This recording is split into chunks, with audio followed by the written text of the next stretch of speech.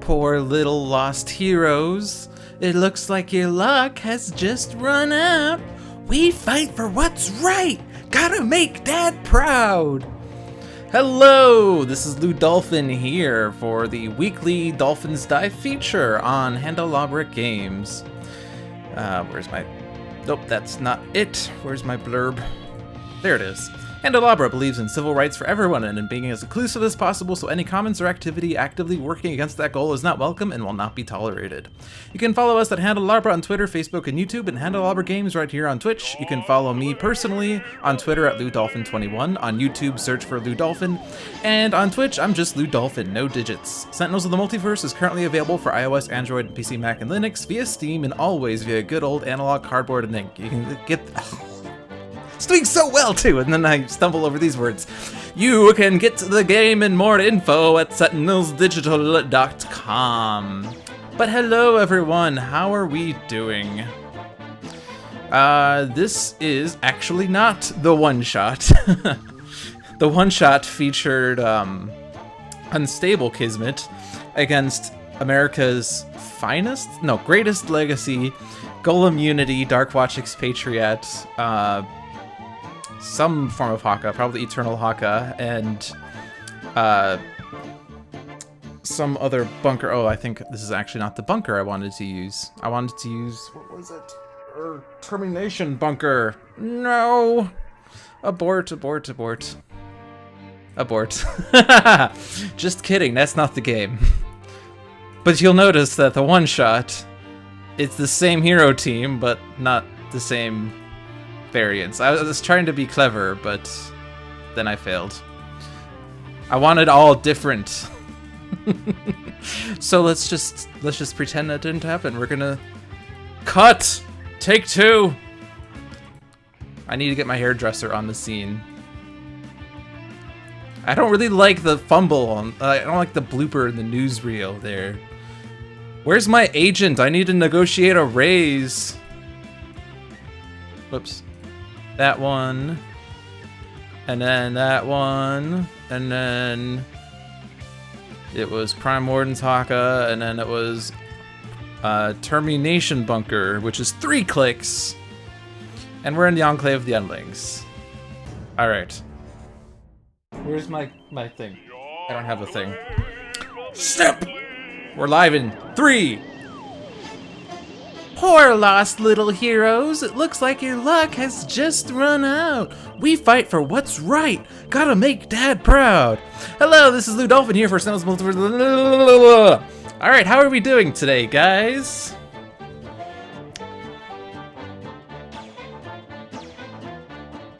It has Horus Raw, not any version of Haka. Wow, I'm even worse. Cut! Yeah, it is Raw, wow. Okay.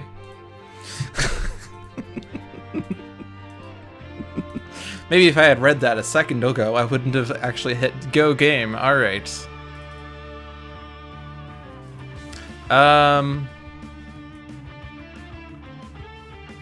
Welcome to Dolphins Dive, where I keep starting new games because I'm too finicky with my hero team. I gotta min-max it to the point of not able to start a game ever.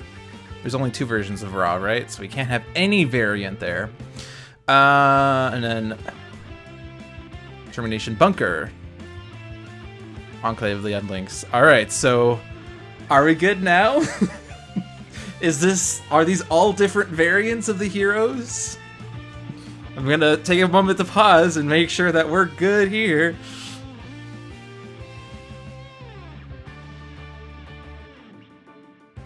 Yeah, if only we had Setting Sun Raw. Oh well. We'll make do with the mighty Ra, God of the Sun. Oh yeah, the variant is wrong. Yeah, thank you. Should be newest, because oldest was used. And then Termi-Nation, Expatriette, Ra, not Horus Ra, and Termi-Nation bunker.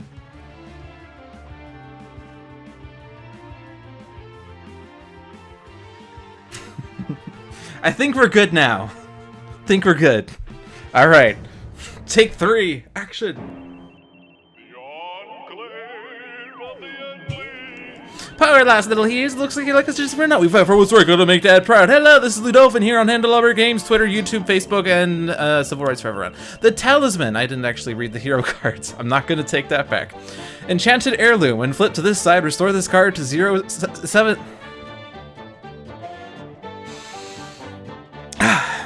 Hello, this is Dolphin here for Dolphin's Dive. The Talisman, Enchanted Heirloom. When flipped to the side, restore this card to 7 HP and put it in the villain play area. This card is indestructible, and when reduced to 0 or fewer HP, flip this card. Increased damage dealt by Kismet by X, where X equals the number of Jinx cards in play. Alright, now we're gonna back up. We're doing this old school, back before there was even a start game button. We're gonna back out and look at our starting hands. America's newest legacy. Wow. Hi, I'm Dolphin. America's newest legacy has Back Fist Strike, Danger Sense, Fortitude, and Surge of Strength. Termi-Nation Unity has a Construction Pylon, Raptor Bot, Stealth Bot, and Volatile Parts. Expatriette starts with Liquid Nitrogen Rounds, Prejudice, Speed Loading, and Submachine Gun. The Mighty Ra, God of the Sun, starts with Drawn to the Flame, Inferno, Scorched Earth, and Wrathful Gaze. And Termi-Nation Bunker starts with External Combustion, 2 Heavy Platings, and an Omni Cannon. Alright, so Kismet. This is not Unstable Kismet. Villain, Charmed Scoundrel. Setup. At the start of the game, Kismet enters play Charmed Scoundrel side up. The Talisman is put into play Enchanted Heirloom side up. The villain deck is shuffled. Gameplay. At the start of the villain turn, if the Talisman is in front of a hero, Kismet flips. If Kismet did not flip this turn, she deals each hero target 1 psychic damage. Whenever a hero target deals another hero target 4 or more damage, 1 Jinx card is destroyed. At the end of the villain turn, the top card of the villain deck is revealed. If it is a lucky card, it is put into play. If not, it is shuffled into the villain deck. Advanced. At the start of the villain turn, Kismet deals each hero affected by a Jinx card 2 psychic damage. And then Challenge, Burning Talisman. At the start of each hero's turn, if the Talisman is in their play area, it deals that hero character card 5 fire damage. Lots of damage happening. And then Talisman, of course, we read this already, but the thing to note is that damage dealt by Kismet is increased by the number of Jinx cards in play on this side. So when she deals each hero affected by a Jinx card damage, it's actually that damage plus the number of Jinxes. And since there's at least 1 Jinx in play, that means it's going to be at least 3 psychic damage. And if there's 2 Jinxes and 2 heroes affected, that's 4 psychic damage to each hero. That's a lot of damage. If she flips, she becomes Villain, Deranged Miscreant. Gameplay. At the start of the villain turn, if the Talisman is in the villain play area, Kismet flips. If Kismet did not flip this turn, she deals the Talisman 2 irreducible psychic damage. At the end of the villain turn, Kismet regains 1 HP for each lucky card in play. Then Kismet deals the hero target with the highest HP X psychic damage, where X equals 9 minus the HP of the Talisman. Advanced. Increased damage dealt by Kismet by 3. So she loses her Jinx damage increasing capability on her flip side, but because of the advanced rules, she still has a massive damage boost. So it doesn't matter which side she's on, she's going to be painful. And when the Talisman flips, it becomes Stolen Charm. When flipped to this side, restore this card to 7 HP and put it in front of the hero with the highest HP. This card is indestructible. When reduced to 0 or fewer HP, flip this card. The hero this card is in front of gains the following power. Power. Reveal the top 3 cards of any one deck. Put them back on top of that deck in any order. Oh yeah, and the other thing to note is that the challenge text, if we flipped, damage dealt by Kismet is increased by 3, but the Talisman also deals that hero 5 fire damage at the start of their turn. So ordinarily, I would recommend playing Kismet on the flipped side, but it sort of seemed prudent that we keep her on our front side, as long as we can mitigate the Jinxes. If we can't mitigate the Jinxes, you know, a damage increase of 4 is worse than a damage increase of 3, especially when there's, like, you know, super damage on the front side. Alrighty. So here's some damage. Tonight on Talking is Hard. Fortune Smile, 1-shot lucky. Kismet regains 5 HP and deals each hero target 1 psychic damage. Play the top card of the villain deck. Oh so lucky.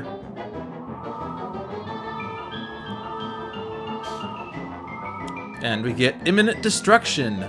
One-shot Jinx. Destroy all environment cards. Kismet deals each hero target X projectile damage, where X equals the number of environment cards destroyed this way plus 1. Yo, Kismet, I heard you like dealing each hero target 1 damage.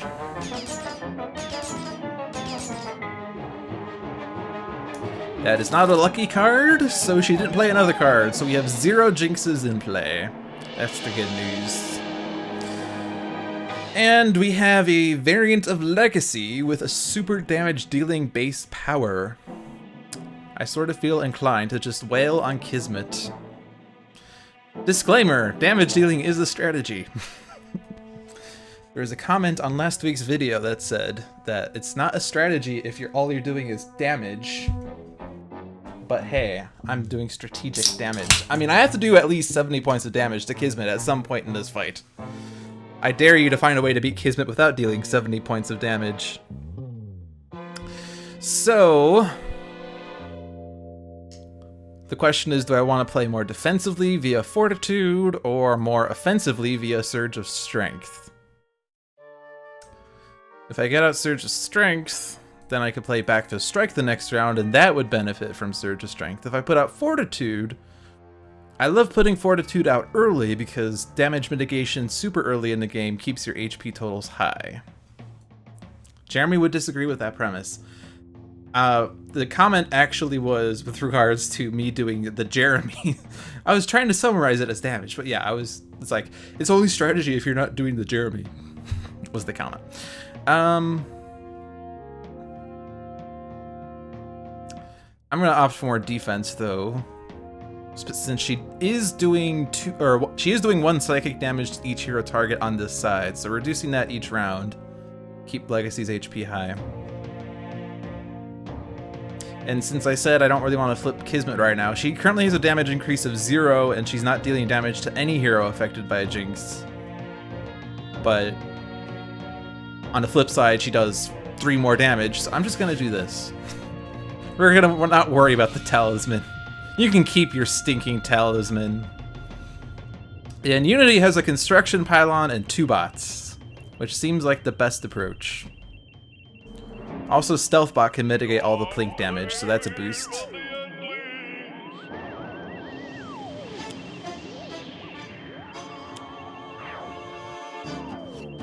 Get a Brainstorm. And my Raptor bot is so puny, he's only dealing 3 damage. Only 3 damage.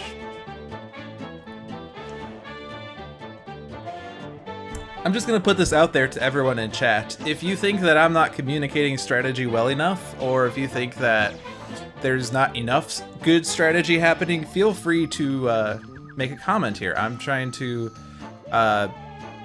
make for not just an entertaining game, but also a game that goes over different ways of winning and techniques for strategy and defense and offense and all of that. And if I'm not communicating that well enough, feel free to make a comment of that sort. I don't take it too personally, as long as you phrase it well, you know. If you say it as, oh my god, you're an idiot. Not that person in the YouTube comments did not say that. But if you type like a 2-year-old, I'm not going to respond in kind. But as long as we're on the same page, trying to make a better stream over here, then we're good. Wouldn't flawless execution require you to deal 69, thus not dealing 70? Whoa, I just got bested by a lone wolf. I wonder who would win in a fight, lone wolf or lewd dolphin? Alright, well, the strategy with Expatriette, I mean, there are 4 options in front of us. One of them is to play an ammo card with no guns in play. There are 2 guns. There's a speed loading, which won't have any immediate effect. I could play speed loading and a gun if I use Expatriette's base power, which people tend to neglect. Because the base power is to play a card, which does work pretty well when you have unload. But you could also use this if you're going to play a bunch of one-shots or something, which we don't have. I could put out Prejudice and Submachine Gun and have 2 guns out right away. Or I could put out Prejudice and do 2 points of damage to Kismet. Or I could do Submachine Gun, but that will do 1 point to Kismet and Plink the Talisman. So I'm just gonna use Prejudice. Because I seem to be quite prejudicial today. You beat most villains on Ultimate by simply dealing as much damage as possible, as fast as possible. It's very effective if you have a team optimized for it. I mean, the point of the game is to win, and winning generally involves reducing the villain to 0 HP before they reduce you to 0 HP. So it's not a bad technique. Prolonging games by, like, playing defensively sometimes doesn't work. Sometimes you just need to destroy the villain. We've already done 8 points of damage to Kismet. We're more than 10% of the way to victory, which is good.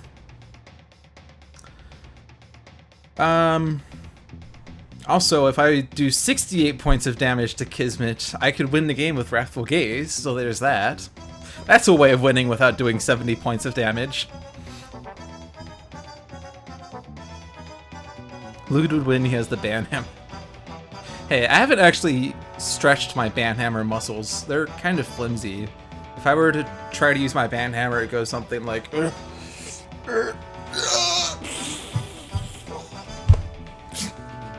I would go back farther, but my headphones are like, you know, this long. Alrighty, well, I don't really have much for setup for Raw. Drawn to the Flame against Kismet is really good when there's a bunch of Jinxes in play. But there are none right now. And I'm pretty reluctant to put out cards that I don't really intend on using right away, because she could destroy them. So I might just opt for Inferno, just because that's 3 damage. I could also opt to not play that card and wait until I have some damage increases in play. But I'd rather do 5 damage to Kismet, because that's now put her at 57. Oh hey, Imbued Fire. If I had just held on to that, I don't even remember what the card was. The one shot that I just played. I could have boosted it with Imbued Fire 2 rounds from now. The Canadians once said naughty things on camera, so we're all pretty tame in comparison.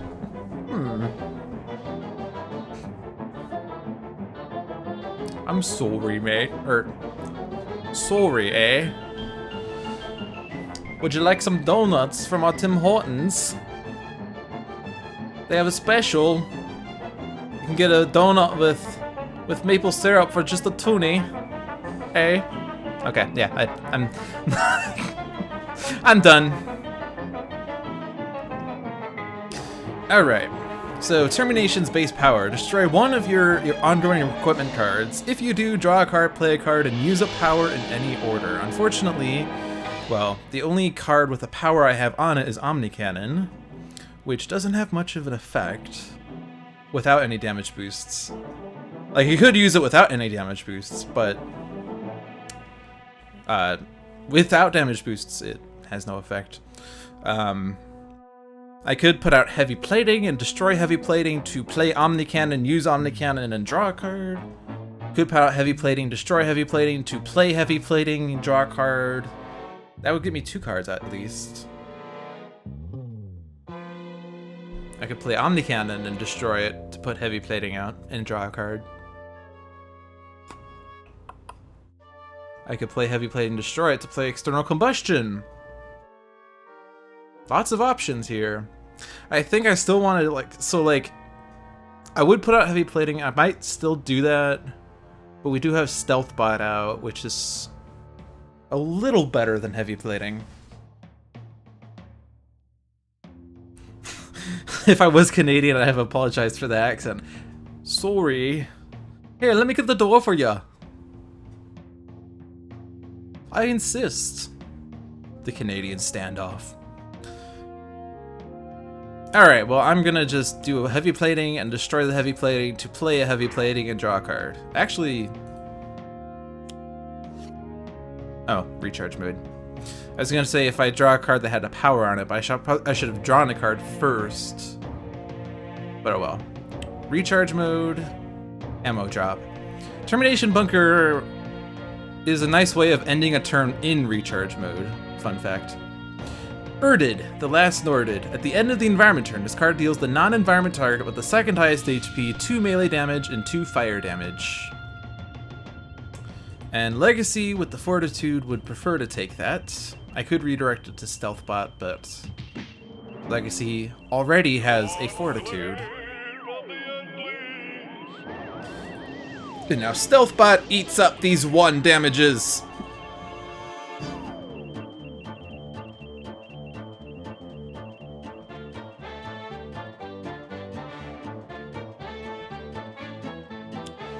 Fortune's Smile.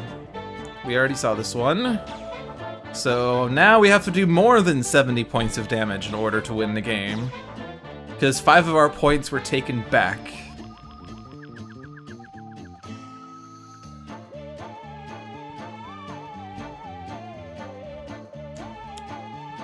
Scattered Mind.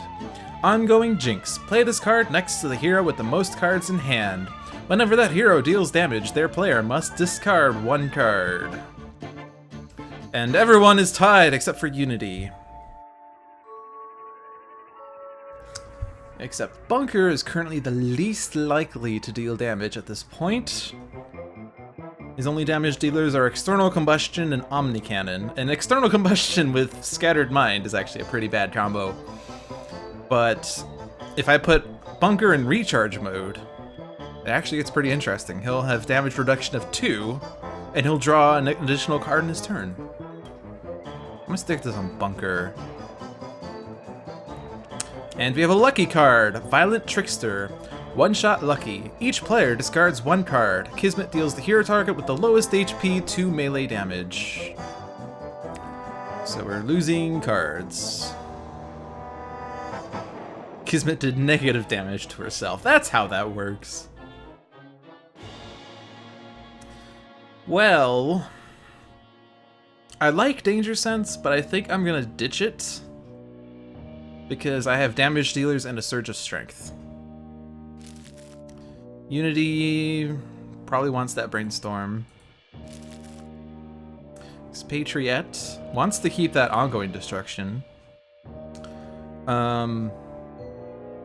Liquid nitrogen rounds are good. Speed loading, I don't really get much mileage out of it because taking an ammo card from the trash, putting it on top of her deck freezes her draw for the round. And if she plays ammos at her turn, she bleeds cards. So I'm gonna ditch speed loading.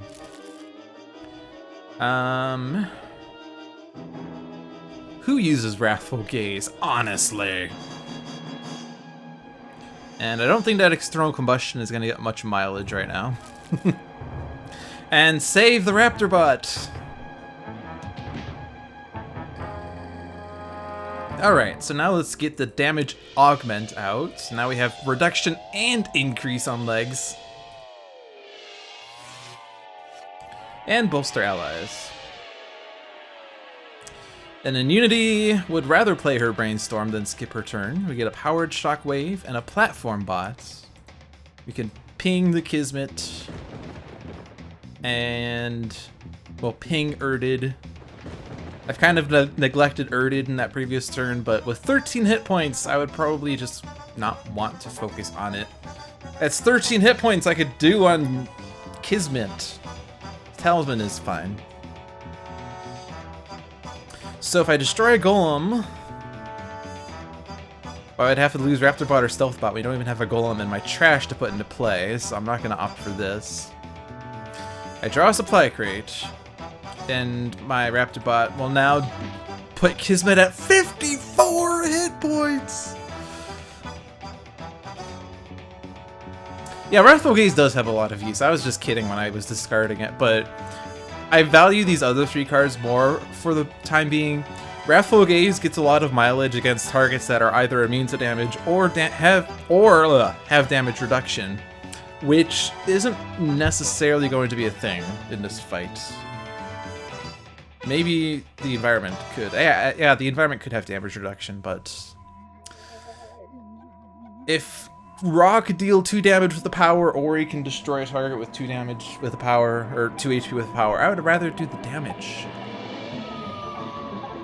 Did I say hi to you yet, Jimmy? Hi, Jimmy. Do I want to? I probably want to. Let's RPG launch that Scattered Mind. Keep the jinxes out. Out of play, that is. Let's go ahead and prejudice the Kismet. How's it going? It's going alright.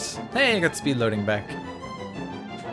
So, as Jay-Z says, she likes speed loading only after she has a good gun for her, which is a way of playing Expatriette, is to put your favorite gun out, assuming that you have it to start with, and if you have a bunch of ammos over the course of the game, you can just keep loading that gun with ammo. So like Prejudice, you could get 2 ammo cards via speed loading and your card play, and then you get double effects.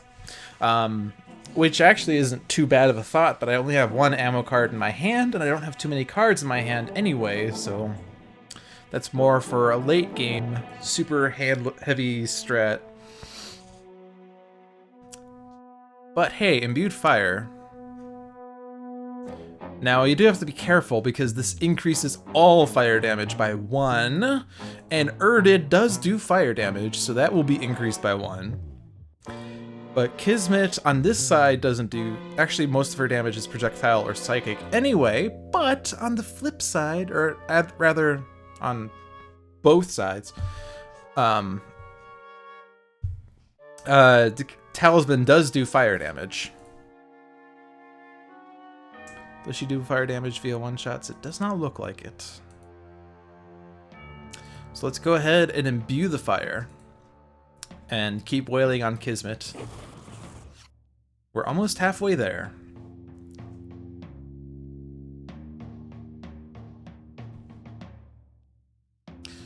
So... now Bunker could deal damage if he wanted to, but we lost the external combustion.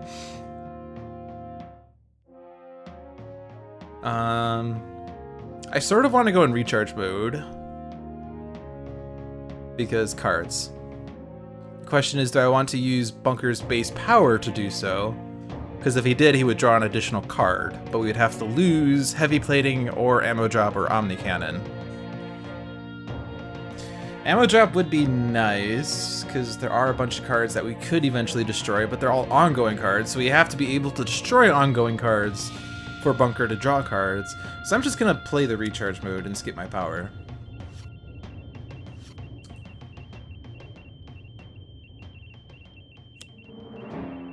Yansa Videro, the Terminarch. Reduce damage dealt to environment targets by 1. At the end of the environment turn, each environment target regains 1 HP. So there's the damage reduction I was thinking of. Stealth Bot is down to 3. Yeah, we're gonna just let Ra take it. You put out the imbued fire. You can take the imbued fire.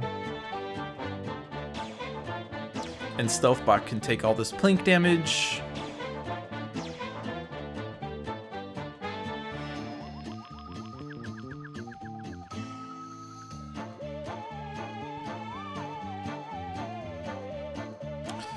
Violet Trickster. Alright, so we're losing more cards. I probably want to play that Bolster Allies in order to make up for the discards. So it's Backfist Strike versus Flying Smash. And I think I'm going to keep the Backfist Strike just because it does more damage to a single target. Now this is a decision, but if I discard a Golem, I could get it into play later, if needed. And actually, Raptor Bot versus Platform Bot, currently they're both going to do the same damage. Raptor Bot's doing 2+1, Platform Bot does 3, but it also has damage reduction and more HP. So I'm going to discard Platform Bot so I can cheat and get it into play.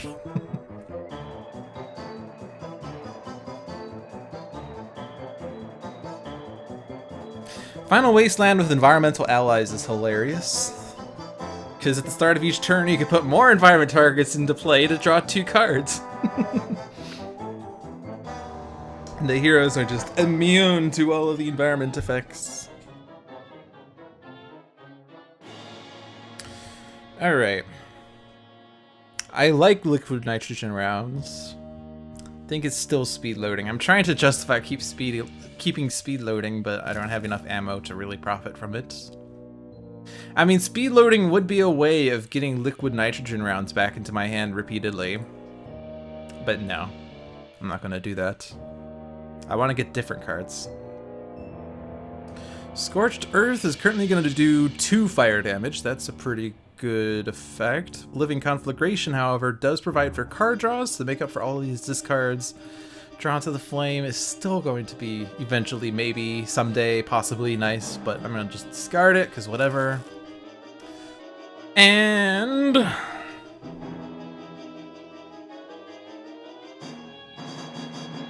I'm going to ditch the ammo drop. Save the Raptibot. That was not a lucky card. I think we got rather lucky. So let's go ahead and bolster us up. Lead from the front, Modular Workbench, Arsenal Access, Blazing Tornado, Maintenance Unit. Some good cards there.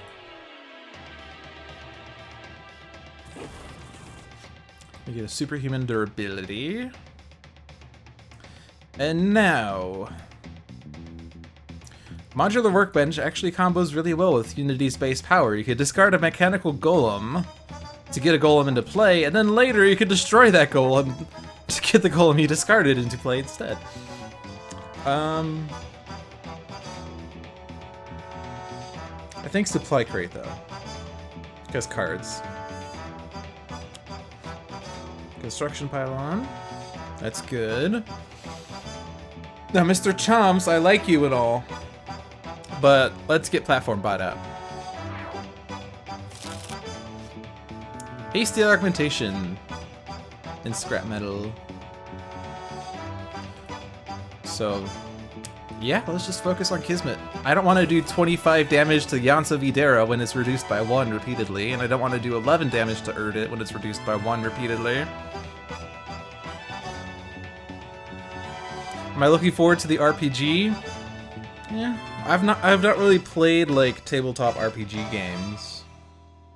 Is it really tabletop at that point? I don't know. I've not played like D&D or anything, so I have no idea how RPGs work in that sense. I play lots of RPG video games. I think that's a little different in that you're following a story instead of being able to construct it. Oh, hey, Pride. That's definitely the one I want. So now I will Pride. And then I will Prejudice.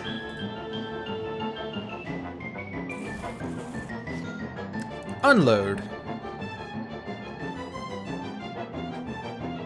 Alright, so let's go ahead and focus on card draws then. Even though we're pretty close to winning, she's down to 27. We have a quite damage-heavy team right now. Except for Bunker. Bunker's kind of sad. If I put out Omnicannon... What I would really like to do is destroy Recharge Mode, but... like with... I would like to destroy Recharge Mode with Modulize. Unfortunately, I can't do that because I can't use a power. But if I play Omnicannon now...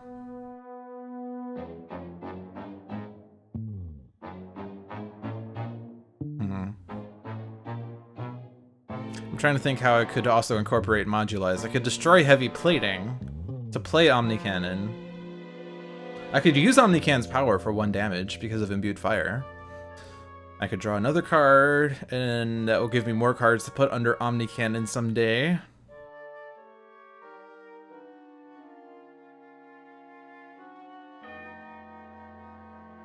Yeah, so let's destroy Recharge.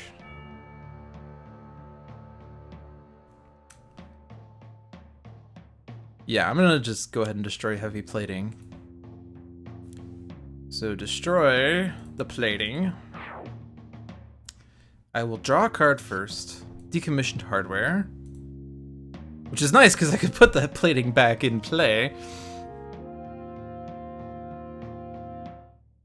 I could also freeze the environment, but that's no fun. Who wants a frozen environment? Let's play... Now, if I play turret mode and then I use Omni Cannon's power, I get another +1.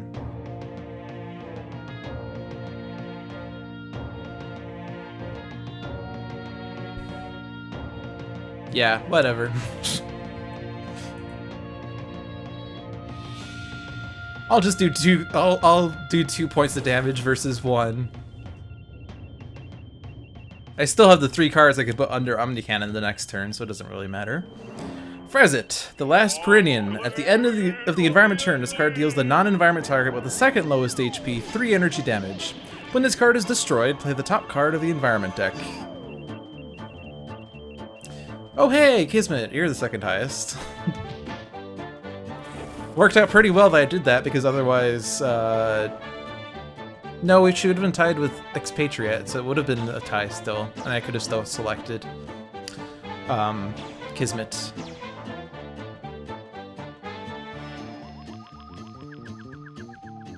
You're a kid now? Who's a kid? Platform bot can take this.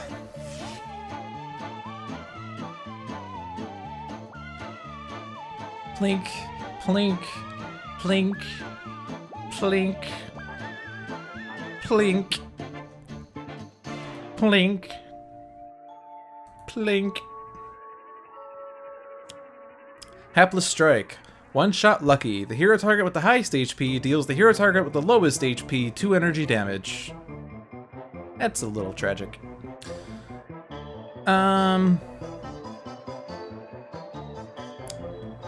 Yeah, I'm gonna lose Stealth Bot.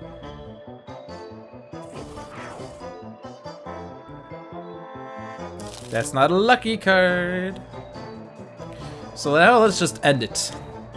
Best way to end a game is to deal damage. Like 6 damage. We've reduced her down to 14. And then let's reduce her down to 9.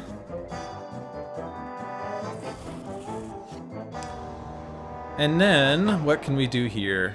Yes, destroy supply crate. Get Power Shockwave and Inspired Repair. So let's play that Inspired Repair. We draw a Raptor Bot. So unfortunately we still only have 1 Golem in hand. Stealth Bot's in the trash, but I don't want to lose Platform Bot for it. Hasty Augmentation. I wonder what happens if you Hasty Augment Pride. I'm gonna Hasty Augment Pride. Let's see. So this damage gets increased by 2 by virtue of Hasty Augmentation. Now, Prejudice should not be increased by 2, right? Because it's not the same power. And it's not. Oh well. Valiant effort.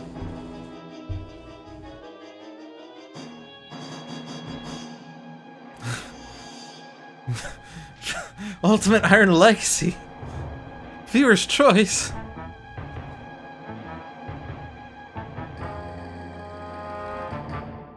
Alright, yeah, I don't want to... I want Platform Bot to win the game. Come on, Platform Bot, you can do it! You can do it! You did it! Yeah! Easy game. Lowest HP was 22. So it turns out that Trickster Kismet is probably more difficult than Ultimate Kismet, potentially, based on what's been said in chat. Although we did get pretty lucky. If Kismet started with her ongoing card that prevents ongoing destruction, if the top card is not a lucky card, then we could have had a lot of fun trying to destroy stuff and not being able to.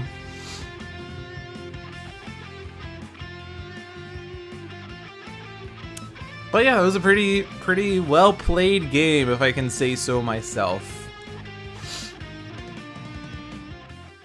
Alright.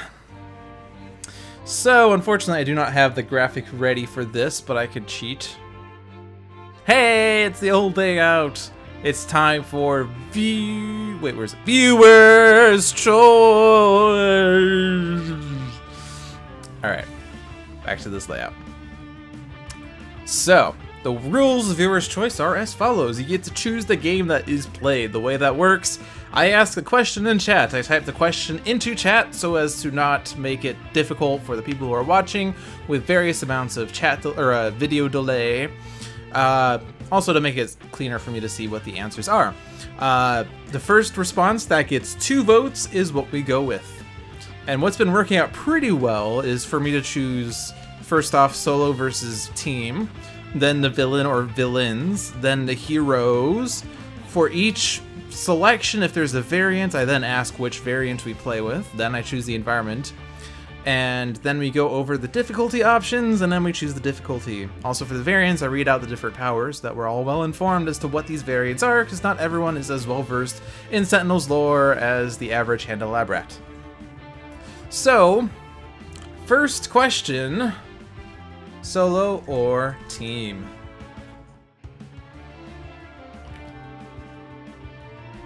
Two votes for team. So we're playing a team match, which means that we have anywhere between 3 to 5 of these villains. And remember, we have Ambuscade, Baron Blade, Biomancer, Bugbear, La Capitan, Citizen's Hammer and Anvil, Airman, Friction, Fright Train, Guise, Misinformation, The Operative, Plague Rat, Proletariat, and Sergeant Steel. Alrighty. But first we do need to know how many we're facing. So how many? Random is the answer. People are saying to hit the random button. That's what this third game is for. Unless we're trying to use that to figure out how many to play with. So like if I hit random once and I see, oh, there's 4, we can play with 4. But it doesn't matter because 4 actually got the multiple votes. So that's how many we're playing with. We're playing with 4. So villain number 1. 2 votes Fright Train. Alright. None of these villains have variants. Each of these villains have customizable difficulties. We could make them uniform with this button, or we could make them unique with this button. We'll get to the difficulties after we select everything else. And we're not playing Court of Blood. Or we could play Court of Blood, but we'll get to that later. Alright, villain number 2. I'm just trying to make sure people have time to think about it. Misinformation, Citizens, Friction, Info. Alright, Misinformation is the second one. So, villain number 3.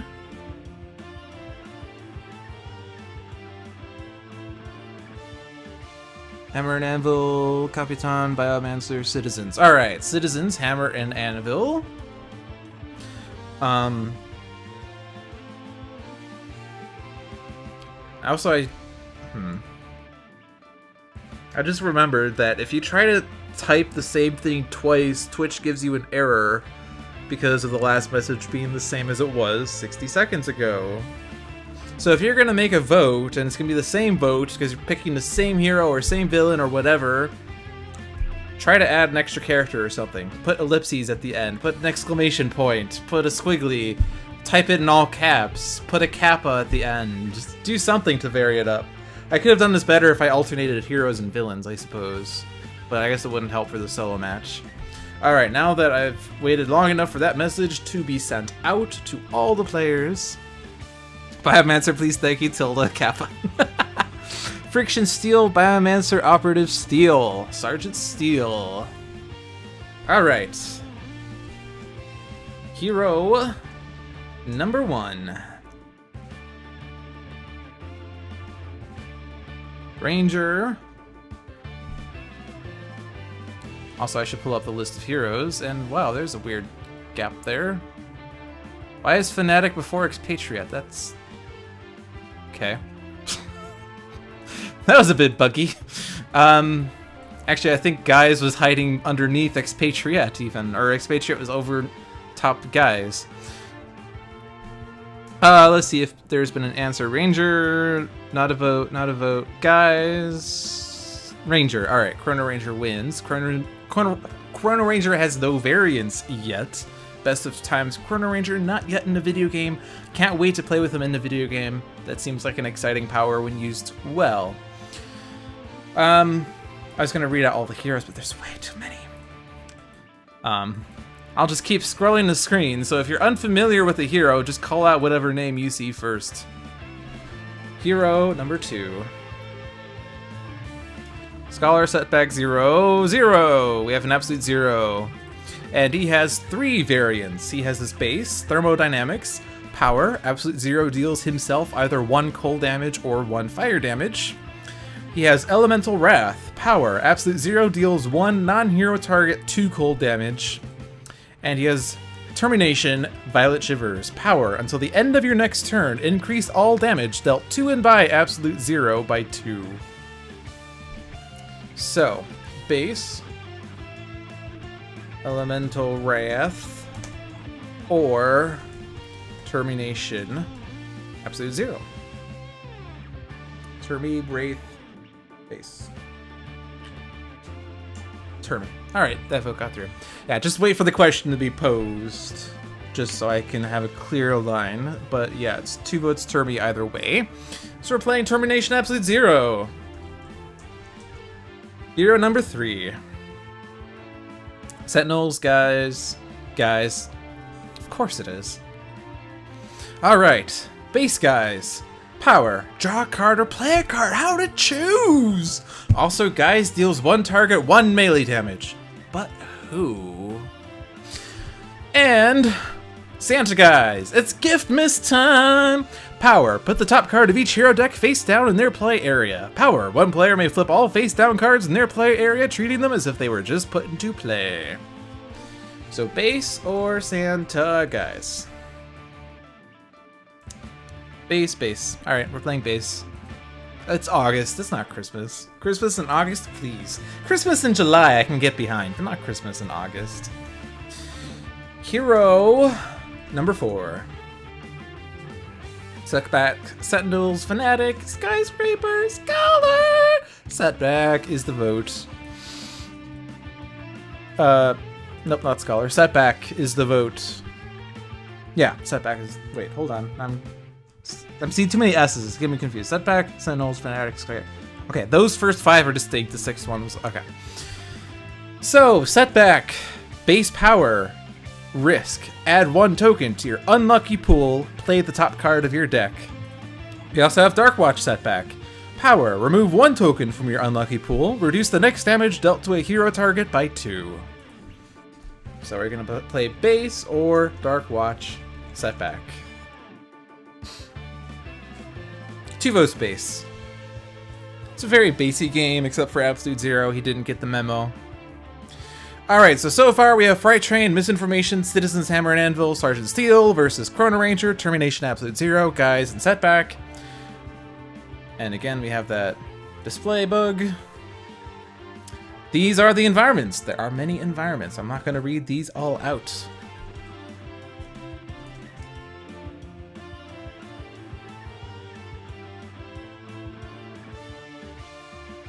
Blood.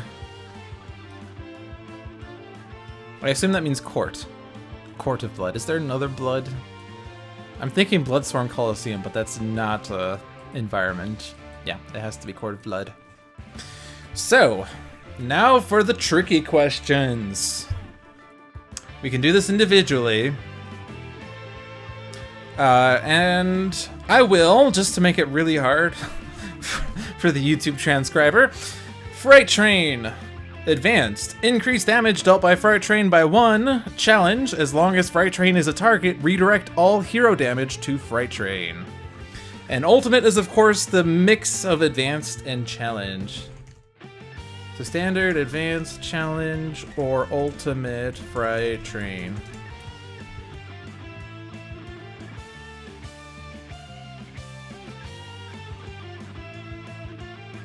Two votes challenge. We're playing Challenge Fright Train.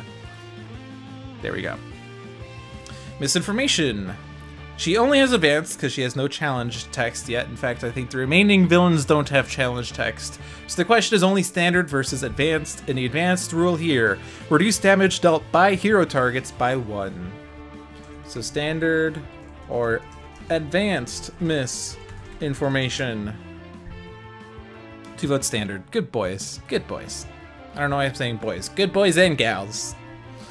Alright, Citizen Hammer. Actually, there's 2 advanced rules here. Can I... Oh. Oops, that's clicking all the wrong things. I'm guessing I can't make 1 advanced and 1 standard. Yeah, it doesn't look like I can. So if whichever we pick has to carry through for all. Citizen Anvil's advanced text. Reduce damage dealt to Citizen Anvil and Citizen Hammer by 1. In Citizen Hammer's advanced text, increase damage dealt by Citizen Hammer by 1. So standard or advanced.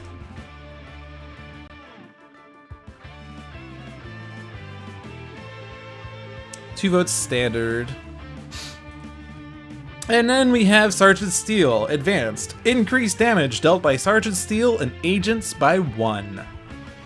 So, standard or advanced Sergeant Steel. Do what's advanced. Alright. So challenge Fright Train, standard misinformation, standard Citizen Hammer and Anvil, and advanced Sergeant Steel versus Chrono Ranger, Termi-Nation Absolute Zero, Guise, and Setback in the Court of Blood.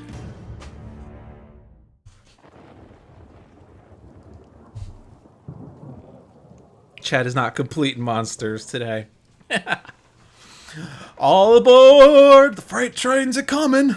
Think good and hard, partner. I aim to put you down and I don't miss. I love reading Chrono Ranger's lines. It's reading Southern or Texan Wild West accents. It's fun.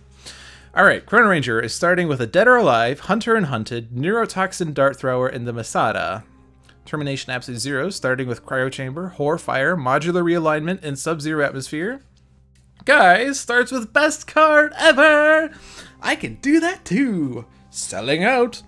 Where did I leave that? And Setback. Exceeded expectations, that fumbling fool, but he's looking up! You hear me? He's looking up! Alright. So, Walls of Text. Fright Train, Villain, One-Track Warrior. Setup. At the start of the game, Fright Train enters play, One-Track Warrior side up. Engine of Destruction is put into play, the villain deck is shuffled. Gameplay. At the end of Fright Train's turn, Fright Train deals the hero target with the highest HP 3 melee damage. Challenge all aboard! As long as Fright Train is a target, redirect all hero damage to Fright Train. Which means that he's going to be the first one we have to take out. We don't really have much say in the matter unless environments are willing to take out the other guys for us. When incapacitated, at the start of Fright Train's turn, the hero target with the highest HP deals themselves 2 toxic damage. Alrighty. We have Misinformation, Villain, Reality Rewriter, Nemesis of Bunker, and Absolute Zero. Bunker is actually popping up because of some other card in some deck that's a Bunker or Nemesis, but Absolute Zero is on our side. Setup, at the start of the game, oh right, the other Misinformation and Fright Train and Nemesis, if we can use that to our advantage. Alright. Setup. At the start of the game, Misinformation enters play, Reality Rewriter side up. Cards are revealed from the top of Misinformation's deck until 2 ongoing cards are revealed and put into play. Other revealed cards are shuffled back into Misinformation's deck. Gameplay. At the end of Misinformation's turn, the top card of each hero deck is moved to the bottom of that deck. And I don't think we have means of taking advantage of the bottoms of our decks, but that could be something we could do in the future. When incapacitated, at the end of Misinformation's turn, each player discards 1 card and draws 1 card. Not really too bad, because we can take advantage of that. Now, Citizens Hammer and Anvil. Hammer, Villain, Arsonist of the Dawn. Setup. At the start of the game, Citizen Hammer enters play, Arsonist of the Dawn side up. Cards are revealed from the top of Citizen Hammer and Anvil's deck until 1 position card is revealed and put into play. Other revealed cards are shuffled back into Citizen's Hammer and Anvil's deck. Gameplay. Citizen Hammer is immune to damage dealt by Citizen Anvil. At the end of Citizen's Hammer and Anvil's turn, Citizen Hammer deals the non-villain target with the second highest HP 2 fire damage. If he's incapped, increase fire damage dealt to non-villain targets by 1. Absolute Zero sort of likes that one. Now, Citizen Anvil, Villain, Guardian of the Dawn. Setup. At the start of the game, Citizen Anvil enters play, Guardian of the Dawn side up. Hammer and Shield is put into play, and Citizen's Hammer and Anvil's deck is shuffled. Gameplay. Citizen Anvil is immune to damage dealt by Citizen Hammer. At the end of Citizen's Hammer and Anvil's turn, if Citizen Hammer is incapacitated, Citizen Hammer's character card flips and is restored to 17 HP. So if we take out Hammer, we're going to have to take out Anvil really fast. Or we'll just take out Anvil first and hope that Hammer doesn't bring him back with a one-shot. If he's incapped, at the start of Citizen Hammer Anvil's turn, the villain target with the lowest HP regains 2 HP. And lastly, Sergeant Steel. Villain, Filter Leader. Setup. At the start of the game, Sergeant Steel enters play Filter Leader side up. Cards are revealed from the top of Sergeant Steel's deck until 2 agents are revealed and put into play. Other revealed cards are shuffled back into Sergeant Steel's deck. Gameplay. Filter abilities are activated by this card and cards from Sergeant Steel's deck. At the end of Sergeant Steel's turn, the filter ability of the villain agent with the highest HP is activated. Then, Sergeant Steel deals the hero target with the highest HP wow, I can't read it. Here, hold on. 2 projectile damage. Advance. Increase damage dealt by Sergeant Steel and agents by 1. And when he's incapped, at the start of each active villain's turn, that villain deals the hero target with the highest HP 1 projectile damage. So lots of mini effects everywhere. Hey, Nepicross. Nepicrew. Alrighty, let's start it.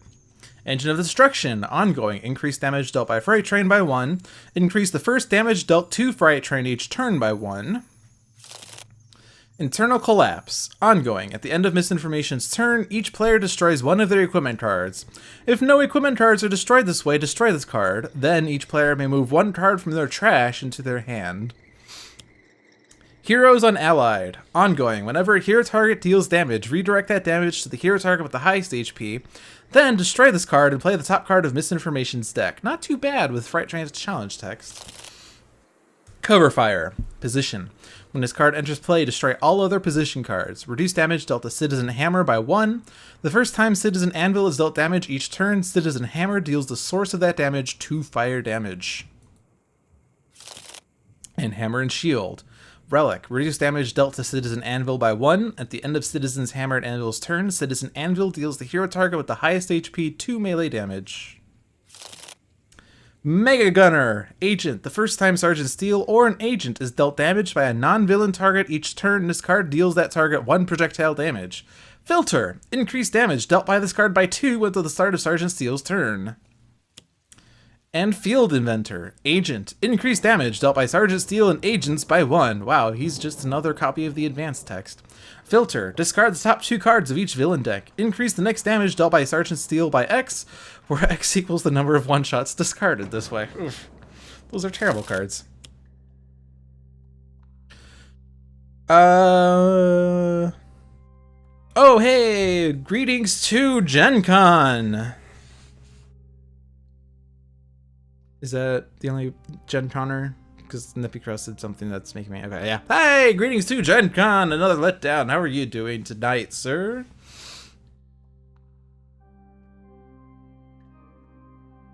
Glass Cannon, the team.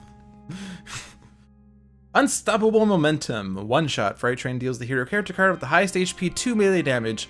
That hero's player may discard 1 card. If they do not, Fright Train deals that hero character card 2 more melee damage. Well, bearing in mind that Internal Collapse could put a card from our trash into our hands, I might want to discard a card. So I'm just going to discard looking at because it doesn't really matter, I think. Who's considered to have the highest HP? Probably Setback because, wow, it just keeps getting in the way.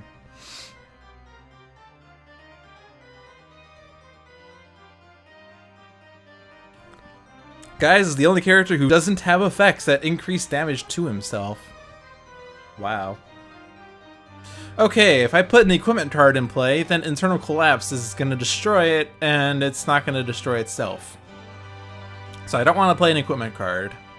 Hunter and Hunted is not going to have any immediate effect. Dead or Alive could. At the start of your turn, Chrono Ranger regains a hit point. And the target leaves play, draw a card, and destroy this card. So, hey, hit points are nice. The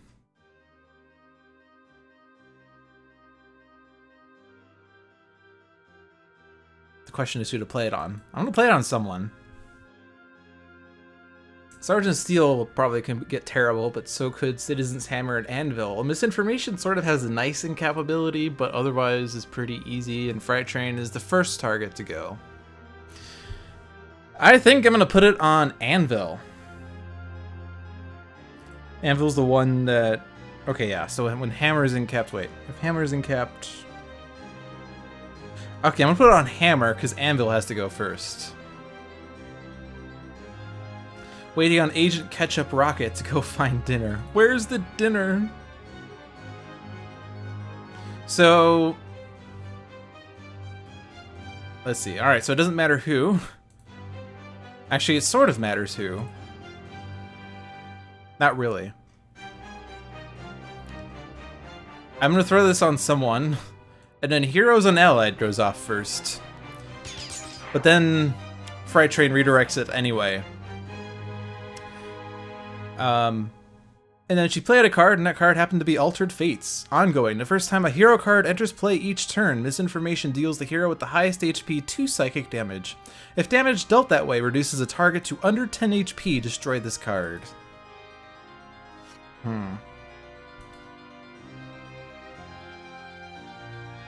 That's not food, that's sustenance. Those are different things. Jeez. Memory loss. One shot. Misinformation deals each hero character card 2 psychic damage. Each player either discards one card or destroys one of their ongoing cards. Remember that internal collapse is a thing.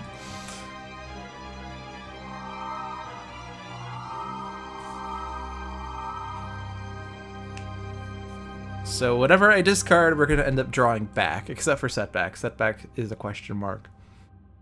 So let's ditch Hunter and Hunted. Let's ditch Sub-Zero Atmosphere. Let's ditch Best Card Ever. That's such a terrible card. Why would anyone do that? Now, there's a Looking Up in Setback's trash. If I discard Looking Up, I'll certainly get Looking Up back. If I discard Fumbling Fool or Exceeded Expectations, I can get it back. I guess it doesn't matter, because I don't need 2 copies of Looking Up. I'll just discard 1 Looking Up, because things are looking down. Just doing my job. Thermal Shockwave, Gritty Reboot, Cause and Effect, Internal Collapse is destroyed. Oh, wait. Oh. I guess I misread the card. Hold on.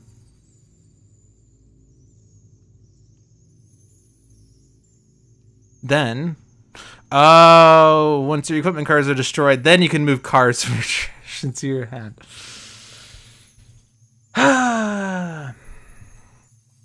Because the card got destroyed before that text happened. Okay, let's... Order of Operations is terrible.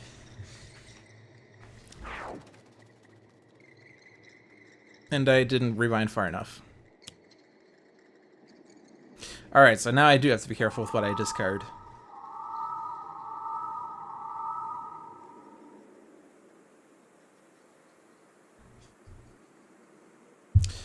I don't really... I mean, Masada is great when you have a bunch of bounties in play, or when a target has damage reduction, which actually Citizen Anvil does, so we'll keep Masada. Neurotoxin Dart Thrower doesn't have much effect when there's too many darn things doing damage anyway.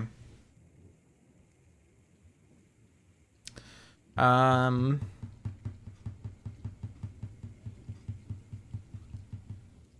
gonna ditch Cryo Chamber because I could modular realign it back. Not ditching Best Card Ever. That was a dumb thing. Who does that, honestly?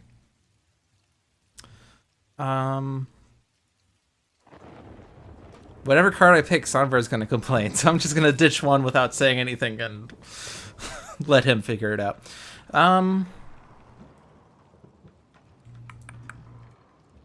Exceeded Expectations with many tokens is good.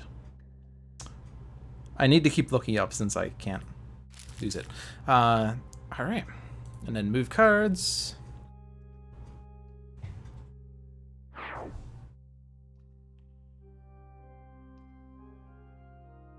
Alright, so...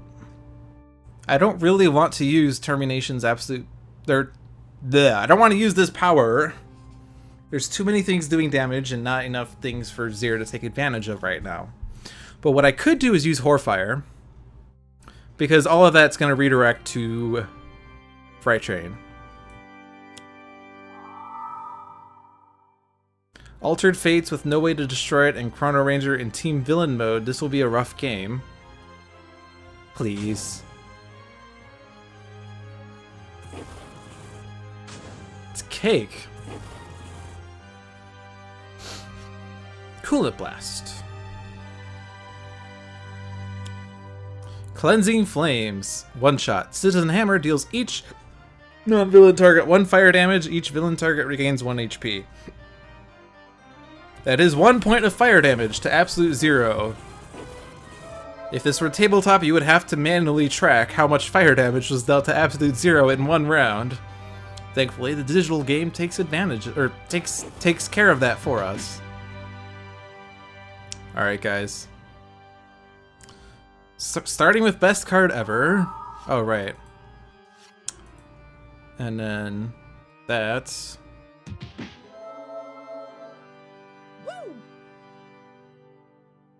And then...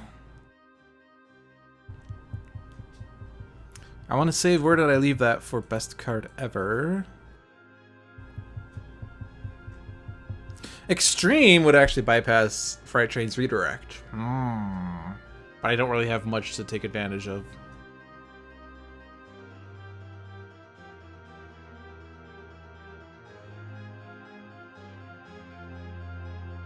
Let me copy Setback's power, just because getting a Guise unlucky pool is fun. Look what I found!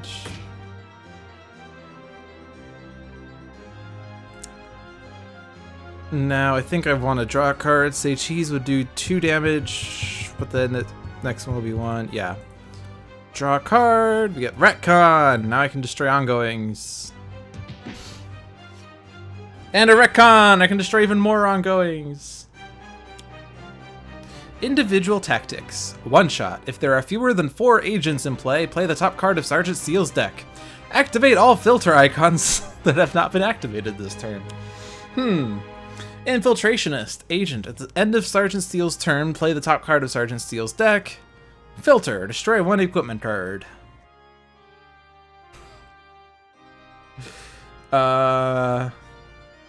Too many bad things. Increase the next damage dealt by Sergeant Steele by 4. Increase damage dealt by Mega Gunner by 2. Increase damage dealt by Mega Gunner by another 2. And then do 8 damage because fun. Unfortunately, Setback got in the way. We're all tied for highest. What? Filter Strike Force. One shot. Reveal cards for the top of Sergeant Steele's deck until 1 agent is revealed. Put it into play and activate its filter ability. Discard the other revealed cards. Arsonator. Agent. Sergeant Steele and agents are immune to fire damage. Filter. This card deals each target 2 fire damage. Which is actually sort of cool, because that's hitting lots of things. Of course, the agents are immune to this. But these guys aren't. Isn't there also an effect where they retaliate? The first time Citizen Anvil is dealt damage, deal the source of that damage 2 fire damage. Okay. Oh, but it's fire damage, so it doesn't matter. Okay.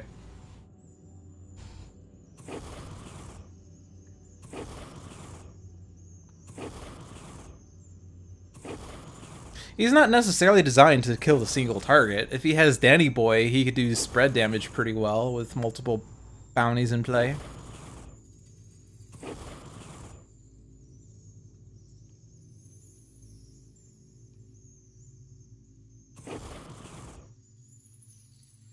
Alright, so how much fire damage has been dealt to Absolute Zero this turn? Do you remember? 5 fire damage? Alright, now we're looking up. Yes, I know. I can't not play cards, though.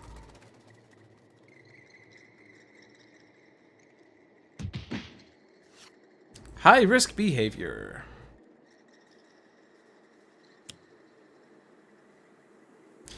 Angry Mob. At the start of the environment turn, this card deals each target other than itself 1 melee and 1 fire damage. Then, if there are no vampires in play, destroy 1 environment card.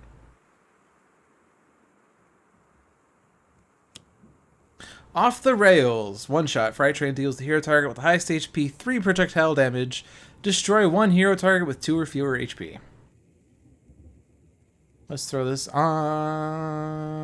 It doesn't really matter because the next action is going to do the same damage.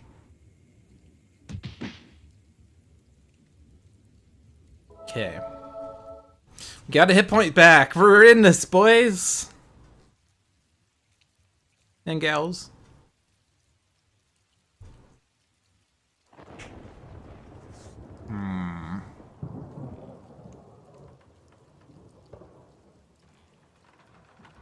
I think Sergeant Steel is our second priority. I don't know about you, but I think Sergeant Steel is going to kill us too fast. I just get that impression that he's deadly. So seeing it that he's deadly, I'm going to make sure we target him by any means. Of course, Fright Train's in the way, but that's okay. Because Angry Mob will hit Sergeant Steel harder. The whole gang. Endless possibilities. One shot. Reveal the top card of Misinformation's deck. If it is a one shot, discard it, and Misinformation deals each hero target 2 psychic damage, otherwise put it into play. It's a one shot, so damage. And then moves.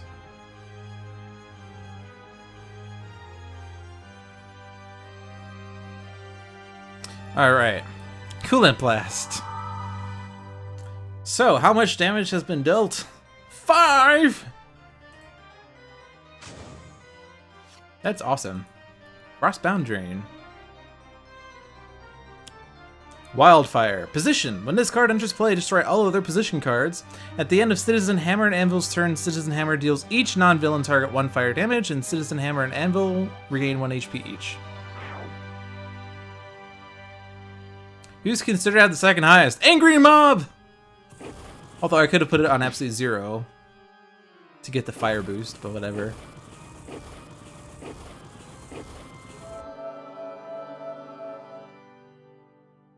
Okay. I mean, at this point, I could retcon Altered Fates, but it's gonna get destroyed as soon as I play a card. And there's no other ongoing I want to destroy.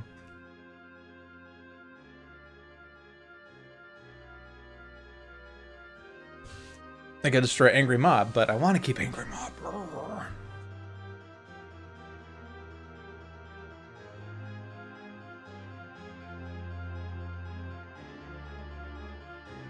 Alright, I want my best card ever back. Guise the Barbarian and Super Ultra Kawaii. No. Those are 2 good cards, though. But I'm not going to last long enough. I shall play best card ever! And I get a best card ever out of it. Yay! Woo! And now I shall play my best card ever! Look what I found. Where did I leave it? Alright, now we gang up on Sergeant Steel. Take out Sergeant Steel, and then we don't have to worry about his minions. Or then...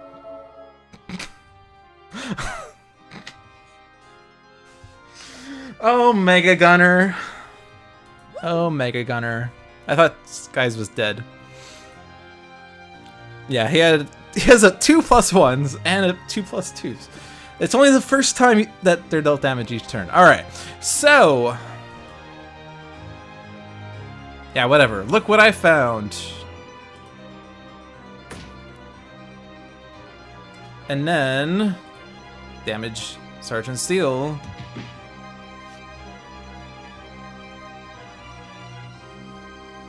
Hello, Amekthel.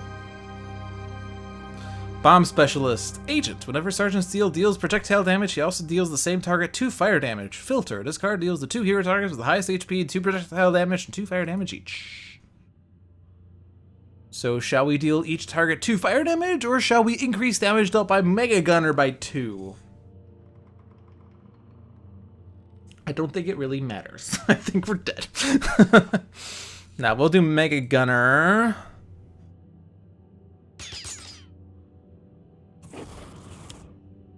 Espion Agent. Agent. Sergeant Steel and agents are immune to damage dealt by non-hero targets. Alright, so much for the Angry Mob.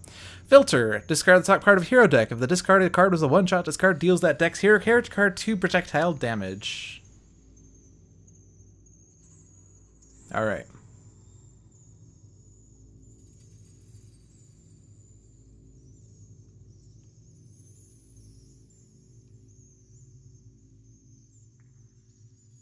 I could maybe take out Espion Agent.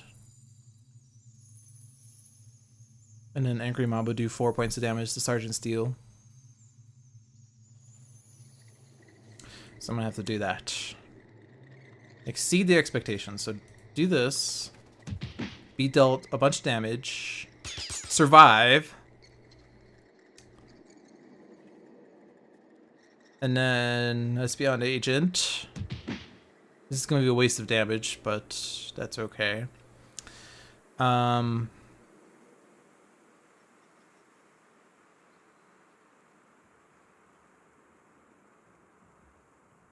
sort of want to take out another agent, but that's not really going to happen. I'm going to take out Hammer and Shield. How about that? And yeah, I have to take out Espion Agent for Angry Mob to actually do things to fill in targets. Alright, thanks for playing, Setback. Let's target everyone that's not a hero, just in case. Actually, no, we don't have that. We don't have that position anymore. So Anvil's not going to retaliate.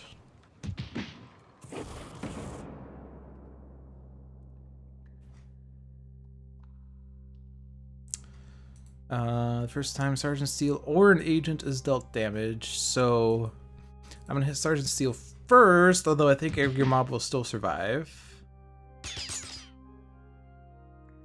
Oh, and you're immune to fire. Whoops. Oh well. We tried. I don't think the rest of this actually matters.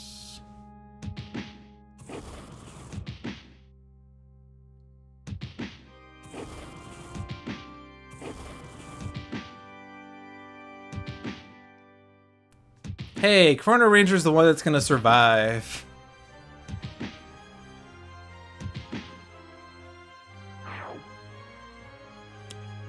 Blood Countess Bathory, Vampire. Increase radiant damage dealt to this card by 1. At the end of the environment turn, this card deals the hero target with the highest HP 2 melee damage and 2 infernal damage. See? He survived! Alright, who wants to take themselves out? Do we have good incaps here? Play a card, use a power, deal damage. I know Soundvar wants Guise to survive.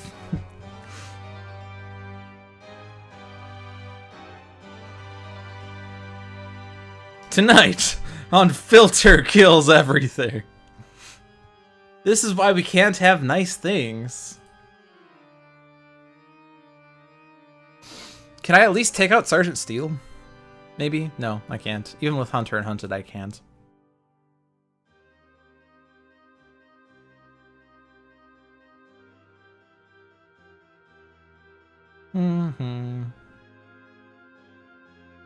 What were your incaps again, Chrono Ranger? You had play a card, use power, so...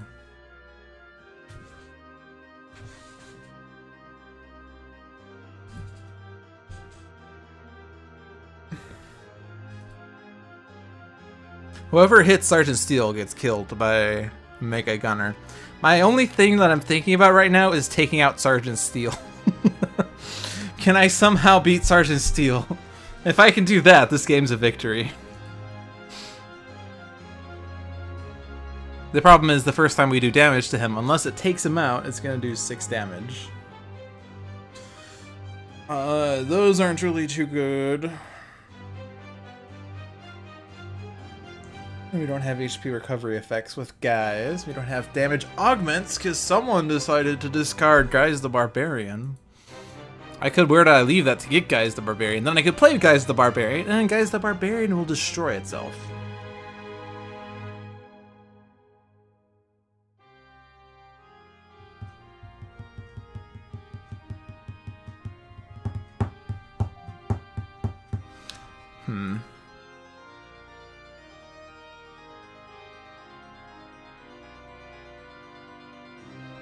I'm starting to think that this is not winnable. Thanks, John, for setting up this game. Alright, well, I'm gonna go out in the blaze of glory. Avenge me. Oh, we have 2 hit points! We have 2 hit points! That's twice as many hit points as we just had! Our HP is literally doubled. And it's gone.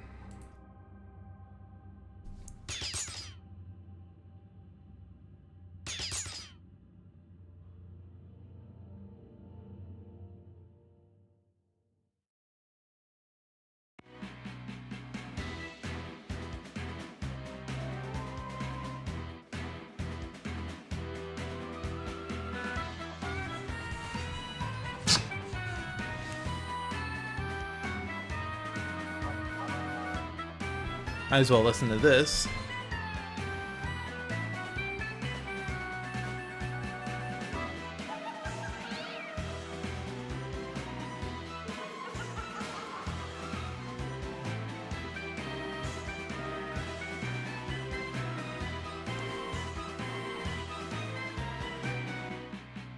Alright. I haven't actually lost too many Vengeance games, so part of that is that I haven't played too many Vengeance games, but I've certainly played like 10 times as many Vengeance games on digital than I did on tabletop. But be that as it may, I've not really lost too many Vengeance games. I don't really get to hear these custom villain victory tracks. Alright, well, that is game 2. Game 3 is pure random. Pure, unadulterated random. So in the past, this is something I'm just thinking about. In the past, I've mashed this button repeatedly. It makes for an awesome seizure-inducing image, and then you mash this button a bunch, and then you mash this button a bunch. But yeah, I'm gonna have to do that. Because I don't know a better way of doing this. I could go to the internets and pull up some random site and do this manually, but then it doesn't look good on stream. We're playing Classic. I'm gonna ditch this team before it messes things up.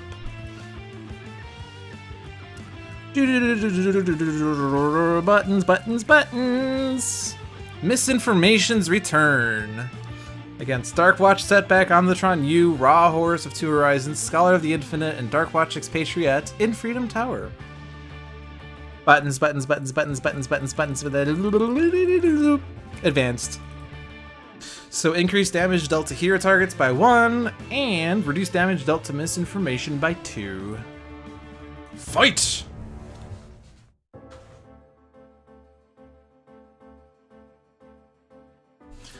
What's that? Oh, don't mind me. I'm here to help you, heroes. Stand down, evildoer. You are faced by heroic heroes, and we're good at things.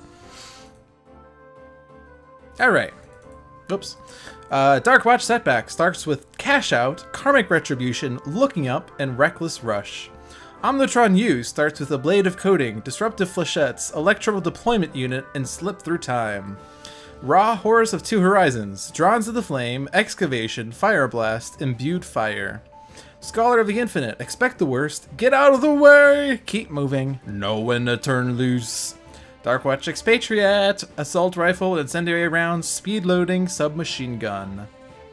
So, Misinformation. Villain, Demure Office Worker. Setup. At the start of the game, Misinformation enters play, Demure Office Worker side up. Cards are revealed from the top of the villain deck until one diversion card is revealed and put into play. Other revealed cards are shuffled back into the villain deck. Gameplay. At the start of the villain turn, if there are 4 or more clue cards in play, Misinformation flips. At the end of the villain turn, X hero ongoing or equipment cards are destroyed, where X equals the number of diversion cards in play. Advanced. Increased damage dealt 2 hero targets by 1. If she flips, if she flips, villain revealed Saboteur, maximum HP 45, because bear in mind, on this side, she's not a target. Gameplay. At the start of the villain turn, a clue card is destroyed. If this occurs, each hero target deals itself 2 sonic damage. The first time a hero target deals damage to misinformation each turn, she deals that target 3 psychic damage. At the end of the villain turn, misinformation deals the 3 hero targets with the lowest HP 2 psychic damage each. Advanced. Reduced damage dealt to misinformation by 2! Alright. Let's see. Cat. Stuck in the tree. Diversion. At the end of the villain turn, this card deals the 3 hero targets with the highest HP 3 melee damage each. Diversionary Tactics. One shot. Reveal the top 5 cards of the villain deck. Put any revealed diversion cards into play. Discard the other revealed cards. Shuffle the villain trash into the villain deck. Play the top card of the villain deck. And we have Threat to the President. Diversion. At the end of the villain turn, the player with the most cards in play must destroy one of their non-character cards. At the start of the villain turn, the players may destroy 5 non-character hero cards. If they do, destroy this card. Diplomatic Envoy. Diversion. At the end of the villain turn, this card deals the 3 hero targets with the highest HP 2 melee and 2 energy damage each.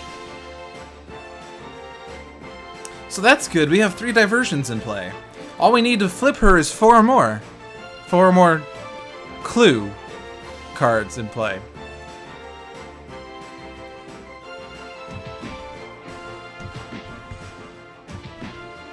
Alright, have fun at work, Gaines of Castamere. Thank you for the thanks.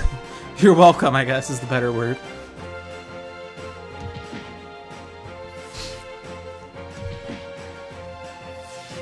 Oh, this is fair.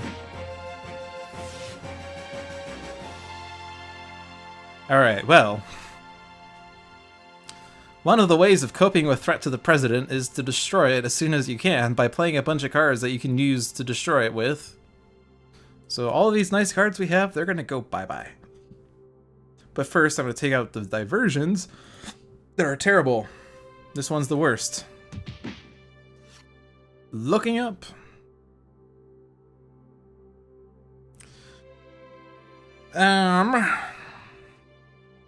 I'm basically gonna play things for the sake of having them be destroyed with Omnitron-U.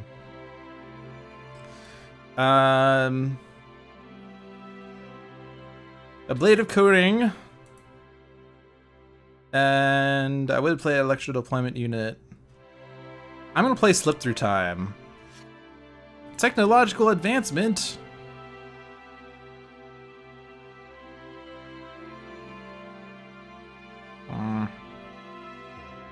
I'm gonna keep that. I'm gonna play my deployment unit. Now we have 3 things for Omnitron-U to destroy.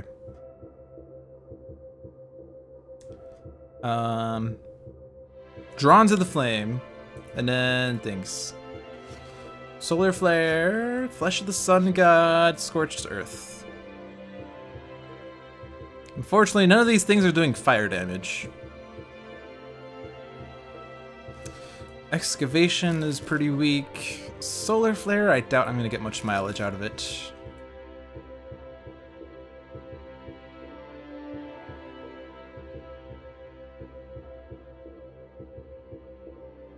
Keep moving into a Flesh to Iron. And then I'm going to play something just so it could get destroyed. There, we're getting lots of cards in play. That's good news. Threat to the President is not such a threat after all. Although we're still going to have 2 diversions to play. Well, as much as I love speed loading. Alright. What does Freedom Tower give us? Entry point! Play this room on a room card. If there are no room cards in play, play the top card of the environment deck. Then reshuffle this card into the environment deck. A card under this card has no game text. Increased damage dealt by villain targets by 1. Instead, we get the Wraith's Arsenal room. At the start of the environment turn, each player may draw one card. If all active players draw a card this way, destroy this card. That's good. That's better than entry point. I will destroy 5 cards. So for each Omnitron card that gets destroyed, he deals 2 fire damage. These are all fun cards, but at least we can have Omnitron do things.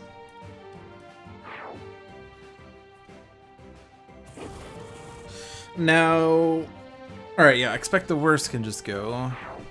I'm going to be losing 2 more of these, unfortunately. But threat to the president is gone. Isolated hero. Ongoing clue. When this card enters play, put it next to the hero character card with the most cards in play. That hero and that hero's cards cannot affect or be affected by any hero card or effect from another hero deck. So who's getting isolated? Setback, Ra, or Scholar? I think Setback is probably more useful isolated. He can now play Whoops Sorry and can't destroy anything with the heroes. Alright, drawn to the flame.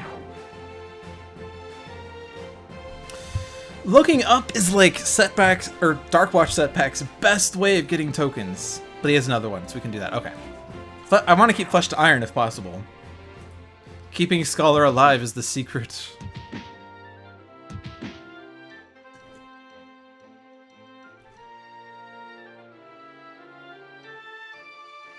You're really lost? Do you think you're going to remain mostly silent while you get your bearings if you've only ever played the base physical game? Don't hesitate to ask questions, Amicthel. If you want me to, like, take the time to explain all of the turns in detail, I've sort of been, going quickly through certain things because, like, this choice here I don't really consider too big of a deal. But, like, if you need me to slow things down and explain exactly what's happening, just say so. I could do it temporarily. I don't think I could do it for the whole match. Because we do kind of have to, you know, get things moving. Is there a way to deal with Diplomatic Envoy with 4 damage? Doesn't seem like it. I'm just gonna do 3 damage to it. This is the worst one. Oh good, whoops, sorry. So what I was mentioning about with whoops, sorry, it says destroy 1 non-character card belonging to another hero, but Setback is isolated, so now he can't destroy another hero card. So whoops, sorry is actually very not whoops, sorry. That's something in our favor. However, I have to keep Isolated Hero in play because we need to get 4 clues in play in order to flip misinformation. Alright, advance into something so that it could be destroyed. This is melee and energy, so actually oh, there are 2 different platings that do that. Okay, never mind. I'm gonna put Focused Plasma Cannon in play. You get a reset. So reset would put all these cards back into my deck, but I could also put an equipment into hand by this power. So I can get my electro deployment unit back. I'm going to do that. Because that is a good card.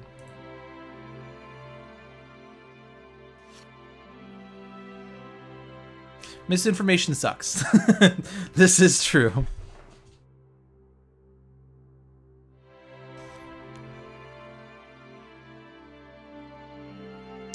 Alright, I can take out Envoy. I want to play Imbued Fire, but...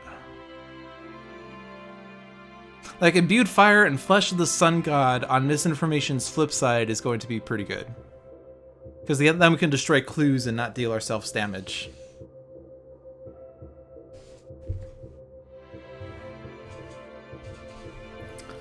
I could do Inferno and do 3 to the cat and 1 to the Envoy.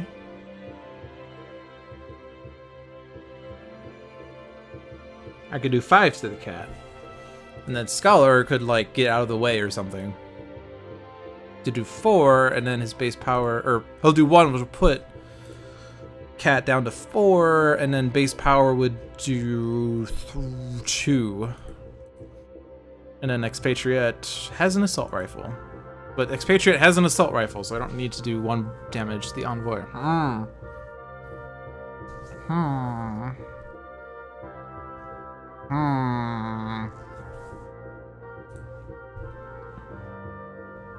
Yeah, Fire Blast. Just to get rid of this stinker. So Flesh, Flame, Imbued. She's gonna play the card that makes us discard cards that share a keyword with a revealed card. Or she's gonna play a card that says either destroy all your cards or discard your hand. So I'm gonna ditch a Flesh, I'm gonna ditch an Imbued Fire. Because it's likely I'm gonna lose them if I have to discard ongoings ever. Alright, no one to turn loose is great with this Scholar. I'm discarding it. You can't make me. Transmute of Recovery, because I would prefer cards, I think. Because we should be able to...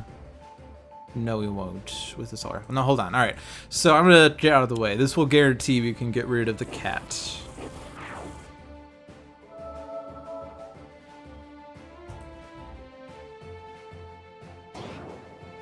Yeah. Oh no, Expatriette aimed. I do want to do the thing I was gonna do. Expatriette aimed! Cards are better.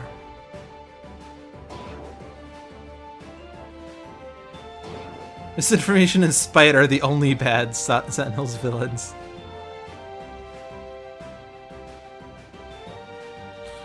Alright, so because we've aimed, I can now safely Assault Rifle and take out these diversions.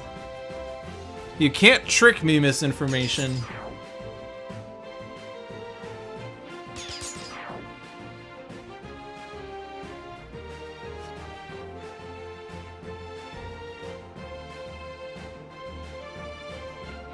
Alright, Scholar's drawing a card. Grace Under Fire. And everyone but one is going to draw a card because Wraith's Arsenal is too good. So who doesn't need a card right now? Setback probably wants cards. TBH. Omnitron has options. Ra doesn't need cards. Actually, yeah, Ra has lots of cards. Alright, Ra, you have a power that lets you draw cards. You don't need to draw cards.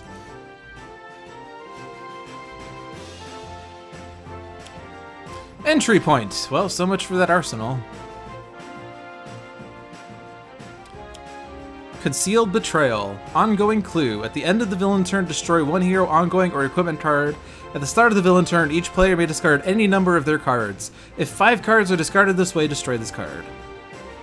So that sucks, but we do have things we can just... Here. No. Hold on. We don't have a target to target. Is this Force? Yes. If I destroy an Omnitron card, Omnitron has to deal the hero target 2 fire damage. Let's not do that one.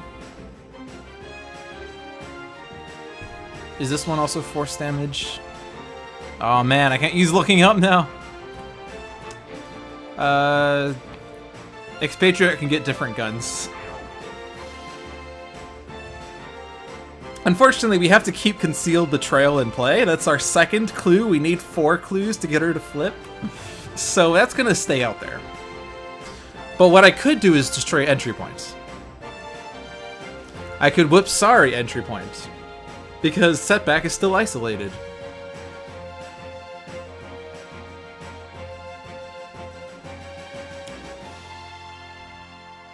What did that text say? I want to read that text. Message display time. Move that down. All non-character cards belonging to other heroes in play are not selectable by whoops, sorry. Nice. I think that's the only card where that's the case. Is isolated hero. Alright. Let's add tokens because I'm gonna go ahead and yeah, because I don't need to use Scholar's base power. So that's not gonna affect Scholar. We're not gonna do self damage otherwise. Yeah, let's do this. Uncharmed Life. I also don't want Setback to go above 10 until I can have some means of damage prevention.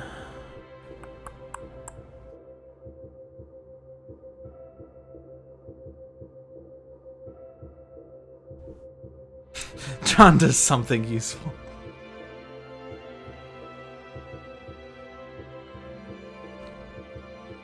Oh yeah, you're right. It will only affect Setback.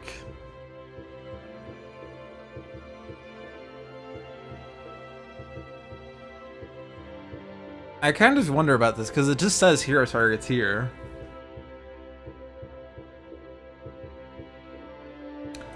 I can't test it out with Focus Plasma Cannon. I can't test it out with that.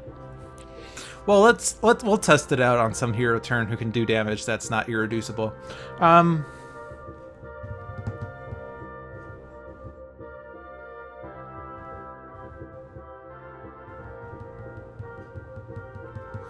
I'm thinking the Psychic Plating is going to be the one we want, which is convenient because it also does Sonic as well. That's not the one. Psychic and Sonic. But not Sonic Mania. So unfortunately we can't play that. Oh man, who's gotten Sonic Mania? Anyone? It came out like yesterday. I'm thinking of getting it. It's like 20 bucks or something, pretty cheap. I loved Sonic games as a kid. I'm gonna advance into the temporal shielding. I draw a bioengineering beam. That's also good. That can destroy any other entry points freely. Now I'm gonna go use this. So do I want a card from trash or do I want to play something? Electro Deployment Unit is nice. We have a Blade of Coding in the trash. So I'm gonna play the Deployment Unit. And get a technological advancement. Alright, Summon Staff. Inferno!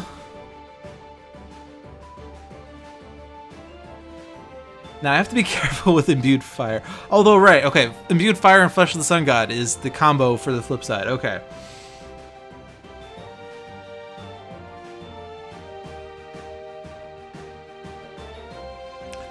I could put the staff out. Yeah, I'll put the staff out. It gets me hit points. Nothing else really has immediate effect. Flame, drawn, Wrathful Gaze. Wrathful Gaze. This actually is a game for Wrathful Gaze.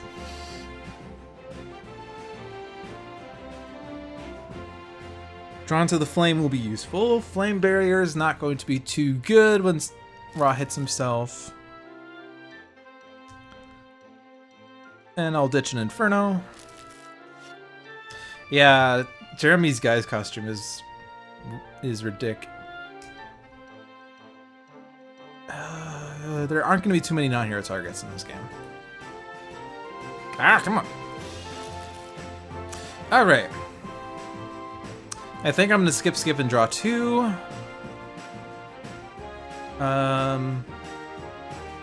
I could Proverbs and Axioms, but we don't really have too many exciting things to do with it other than regain hit points. It's too early yet.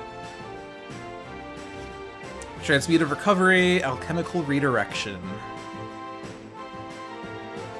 Alright, so I don't need to blow up the arsenal.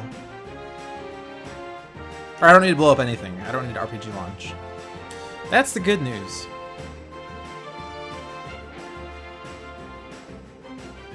Do I want to skip, or do I want to play gun and aim? Or do I want to arsenal access? I'm going to put a gun out, because I have an unload. I want to be able to use it. And I get prejudice. Alright, so Scholar definitely. Ra still has the most cards. So everyone else but Ra. Whoops, sorry. Gaussian Coil Blaster. Arsenal Access 2. Medical Word. Room. At the start of the environment turn, each target regains 1 HP. Don't dismiss anything into it. Don't dismiss anything is great. Oh, right. Concealed Betrayal is going to destroy something. All right. I need to keep it in play. Diversionary Tactics.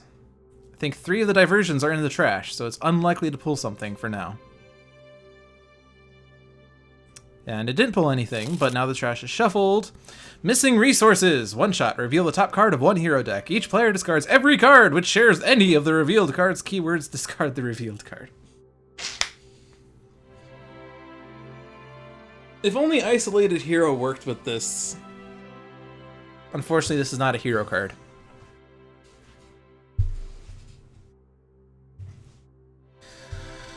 Alright. If I do on Scholar, Scholar's likely to discard everything. Well, no, because he only has 1-shots and ongoings. So we're going to reveal a 1-shot or an ongoing with Scholar. But we'll keep Omnitron's and Expatriette's equipments. So what is valued higher?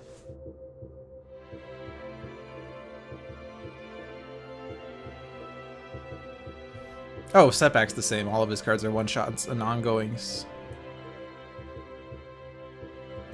Get the least impactful one. So rewind a lot. That's cheating! Of course, I'm fighting a villain who cheats, but hey. You gotta stick with your first decision, otherwise you're gaming the game. Oh, I just noticed you made a message. This is a card you cheat with. Okay, I missed that part. Alright, no, I'm gonna just sit here and think about it. There's lots of 1-shots in here. Some ongoings, but just eyeballing it, it looks like Setback is likely to reveal a 1-shot. Scholar is just eyeballing it, and I'm probably dead wrong, is about even with 1-shots and ongoings. Omnitron has a variety. Every component or plating is an equipment, and that's the only part that matters. Limited is a word that could affect other heroes. Expatriette has limiteds, equipments, ongoings, 1-shots. Raw has ongoings, limiteds, 1-shots. Alright. I don't think I want to select a limited hero, because that's going to affect more. So it's Setback or Scholar then. Which are the 2 heroes with only 1-shots or ongoings. Actually, Setback has limiteds too. No, he doesn't. Whoa, I thought one of his cards was limited. High risk behavior is not limited, dude. Alright, well I'm gonna go with Setback because it seems like this is a Tales from the Archive type play, but it seems thematic that Setback's the one that made us lose our resources. We thought it was misinformation, it was actually Setback. And we're losing ongoings. So remember when I discarded Flesh of the Sun God and Imbued Fire because I thought we were gonna lose them at some point anyway? Hey, I was right.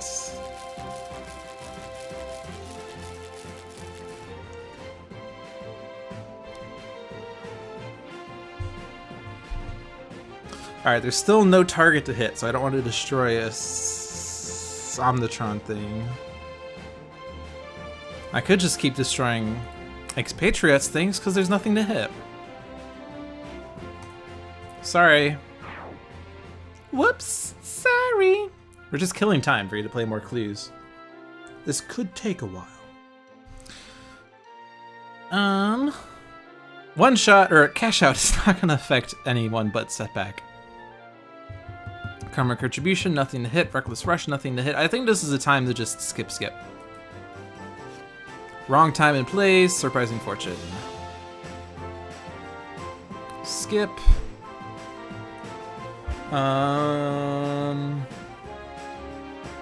Here. Let's get out the HP recovery one.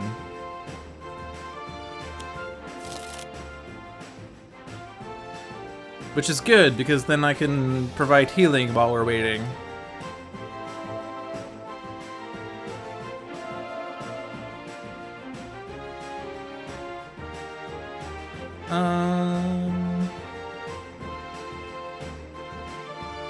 I wish I could put those cards back in my hand. I could reset, actually. There's not much equipment in my trash.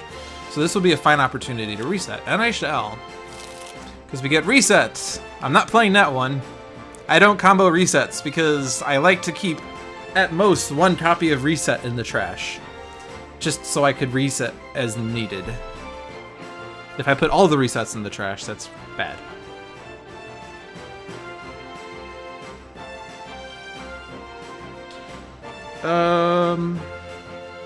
I think I'm gonna skip.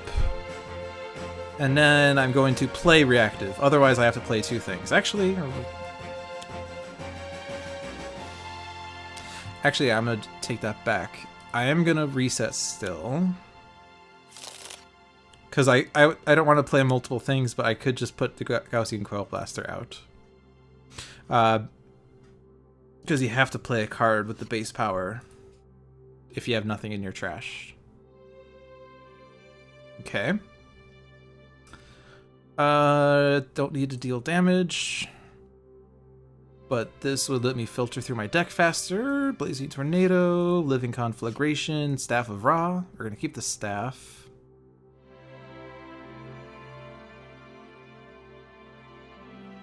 I don't need Conflagration.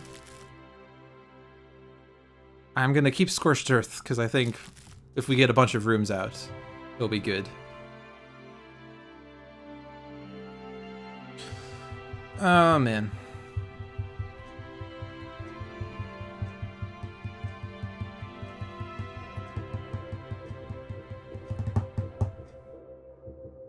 These are all good cards. It's going to be difficult to keep a no one to turn loose. Because we could discard... Scholar could be forced to discard his hand. I'm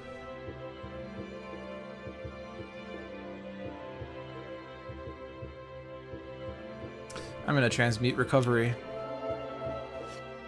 It's going to be a bit unlikely for Scholar to be able to get past Misinformation's damage reduction, so... I'm not going to worry too much about Mortal Form to Energy in this game. I'm just going to try to keep Scholar alive. And I think we're just going to keep throwing stuff out for Expatriette to lose.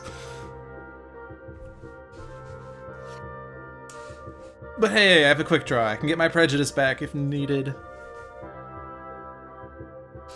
Alright, Ra is no longer the hero with the most cards, but Scholar still wants cards. Expatriette wants more guns. Omnitron likes cards. I think I'm just gonna keep... Ra, whatever. Ra, you can just not draw cards with this, who cares? So we're still alive, that's good. Mission control. Room. At the end of the environment turn, reveal the top card of each hero deck in turn order. If the revealed card is a one-shot or a limited card already in play, discard that card. Otherwise, put the revealed card into play. That's actually sort of good. Flame Barrier, that's sort of bad. Hair Trigger Reflexes, that's something that... Actually, that's a sort of good thing with aim, but... Alright, we have things that Concealed Betrayal can eat. Misplaced Memo. Ongoing clue. The non-hero target with the lowest HP is immune to damage. At the start of the villain turn, each hero target deals itself 2 psychic damage. That's an annoying one. Alright, I don't want Flame Barrier. Flame Barrier and Misplaced Memo is not a good idea.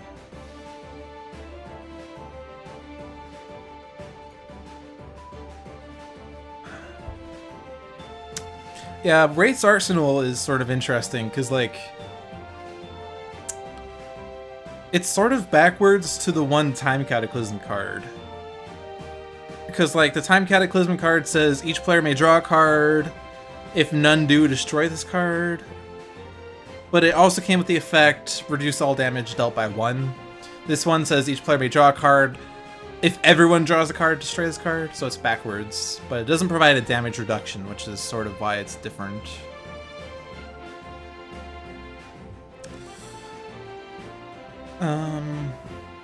Surprising Fortune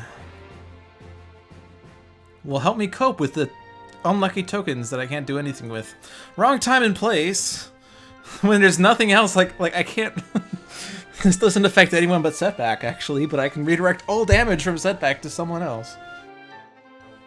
Or actually, I would be forced to remove tokens to redirect it. Or something, I don't know. Which would be interesting because there's no other targets. Actually, I sort of wonder what will happen with this. I'm sure this has been thought of. Isolated hero and wrong time and place, because the only other target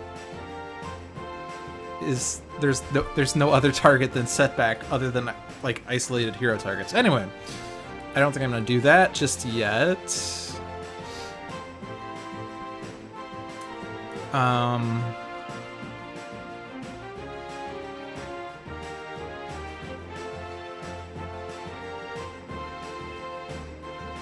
I'm tempted to do Surprising Fortune, even though Setback is the only one that could draw 2 cards, but he'll regain 2 HP and draw 2 cards at the expense of 2 tokens. And I don't have much use for tokens right now, so I'm gonna do that. I mean, there are many uses for tokens, but whatever. Turn of events, cash out, looking up. Don't do damage.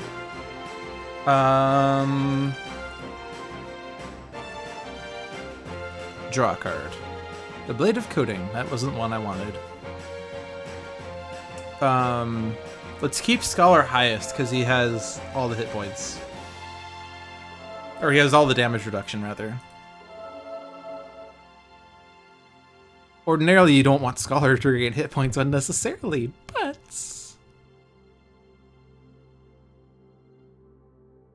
Alright, I can't play a Plating because it's going to lose my Temporal Shielding. But I can reset. There's no equipments in my trash, so I'm going to reset. Self-sabotage.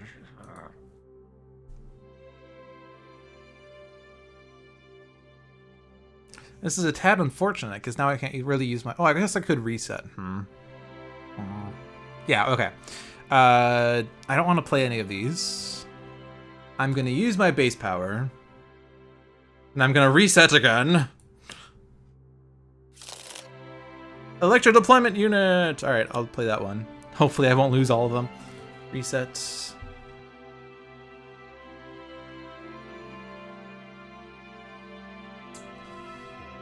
I'm just gonna put cards out. This is a funny little game because there's really nothing I can do right now. I'm gonna keep the Wrathful Gaze again. I think I'm gonna dish a Flame Spike. I want to keep the Staff of Rod, and I can just start throwing it. Yeah, I was just thinking about that, Sanvar. If I had Omnitron X, I could time shift Misinformation's deck.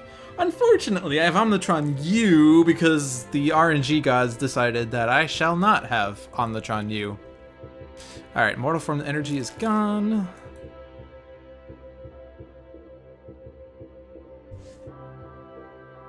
Don't dismiss anything. And mission control.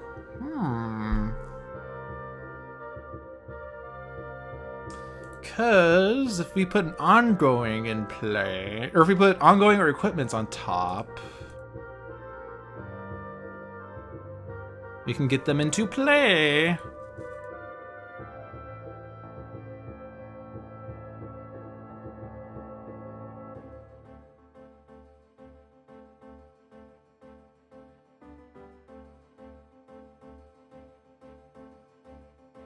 Unfortunately, Expatriette's going to draw a card, unless I skip her draw. And so would Scholar.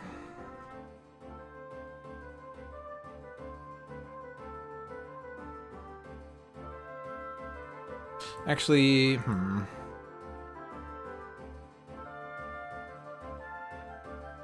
Misinformation ruined this game by affecting the random button. I like that one. Alright, so Misplaced Memo is going to make us all deal ourselves 2 psychic damage, increased by 1. So I sort of want to redirect that to Scholar. I can get that set up. Oh, actually I can just play this. Okay. Done.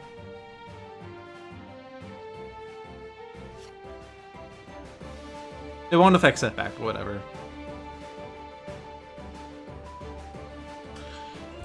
Assault Rifle, And now I don't want to aim.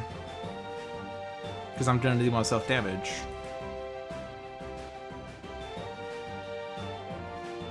Alright, Scholar draws a card. Who has the least options right now? I'm gonna have... Well, I think I've been having Omnitron draw cards, but reactive plating, so routine.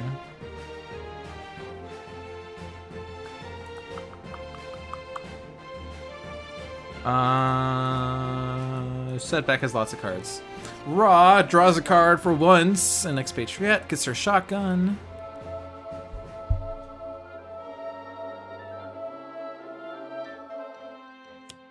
Security Station. Room. At the start of the environment turn, a player may discard their hand to destroy an environment card. That's a boring one. Silver Lining. Yay! One shot. One shot. Bring what you need. Alright, that's a good one. One shot. Alright, we have lots of cards in play now. So what is she gonna have us do?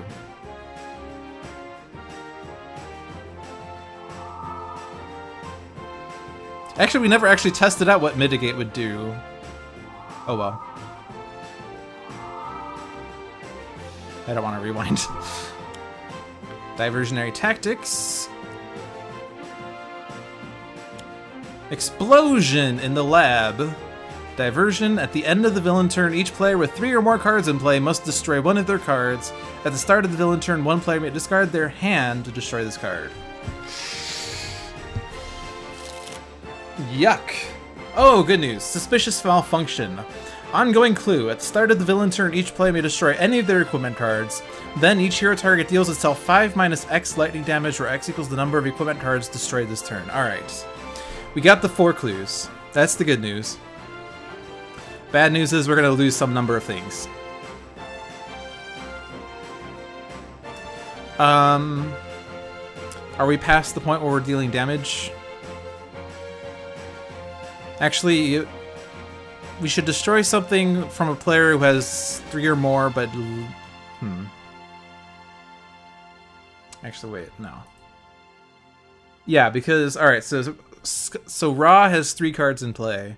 If I don't destroy a Ra card, he's going to have to destroy a Ra card anyway. If I do destroy a Ra card, he's going to not destroy a card. So I should select Ra for this. Or I should destroy a Ra card. So Staff of Ra, because I can get that into play. Concealed Betrayal is going to destroy 1. And then Explosion in the lab. Okay. Is there anyone else who has exactly 3? No. So everyone else is going to lose 1. So is there anything that we're willing to... Like, is if I destroy 1...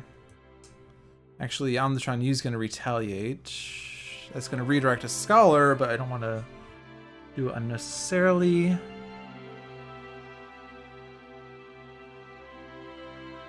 I want to keep as many guns as possible. I can destroy Alchemical Redirection, but I'm going to do that with Explosion in the lab.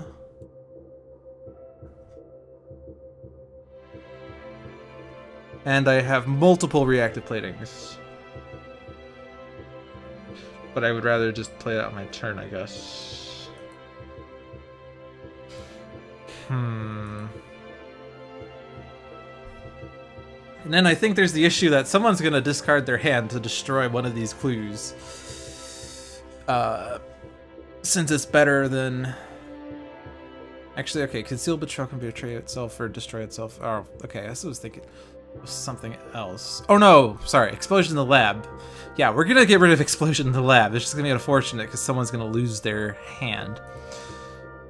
Oh man, I'm indecisive right now. We don't have another Silver Lining in hand.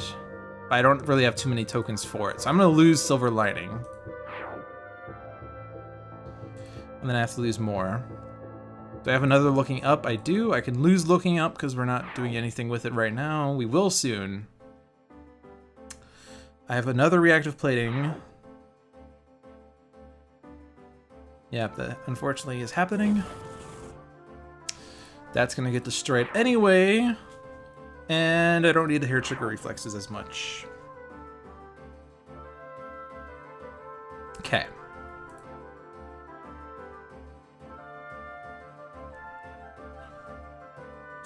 So...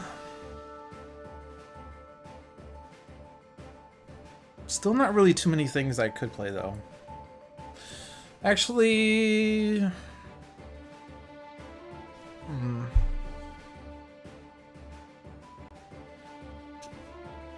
I have to choose someone to discard their hand. That's the unfortunate thing.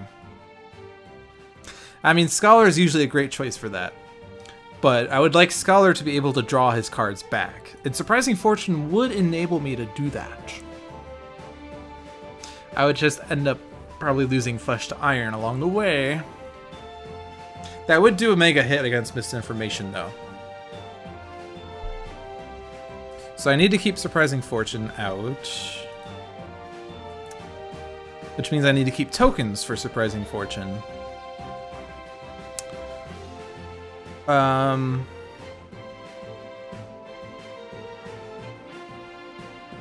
If I use Surprising Fortune right now, Setback draws more cards and regains HP, but then he loses 2 unlucky tokens, so he can't really do anything else exciting on his next turn.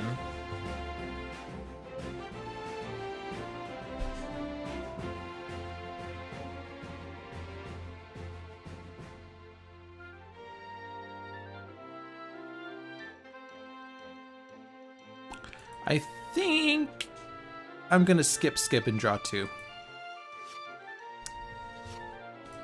There's still, we need her flipped, and then we can start doing things. We have 2 of these, so let's draw 1. Bioengineering Beam. Scholar wants hit points.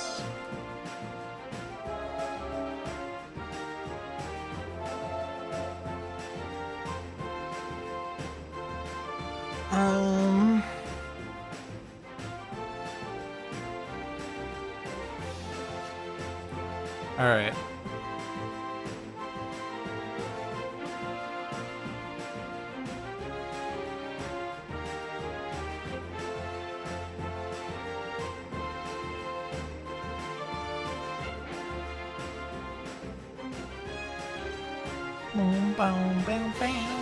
We don't need to destroy the environment card.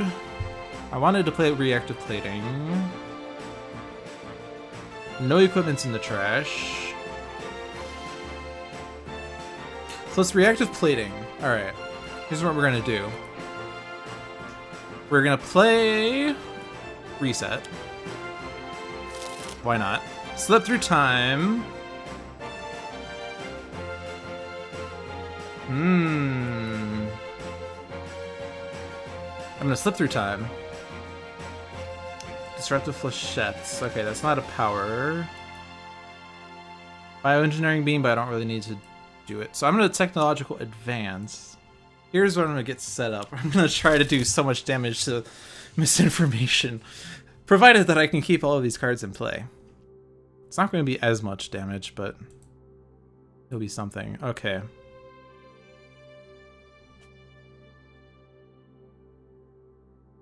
I sort of prefer Horus Ra. If you have Blazing Tornado, it's a better base power than Ra's base power anyway. Like base Ra's base power. And this lets you filter through your deck faster. I sort of prefer filtering through your deck, because you get a bunch of fodder cards usually. So you have like, you could just discard the fodder and draw 3 other cards.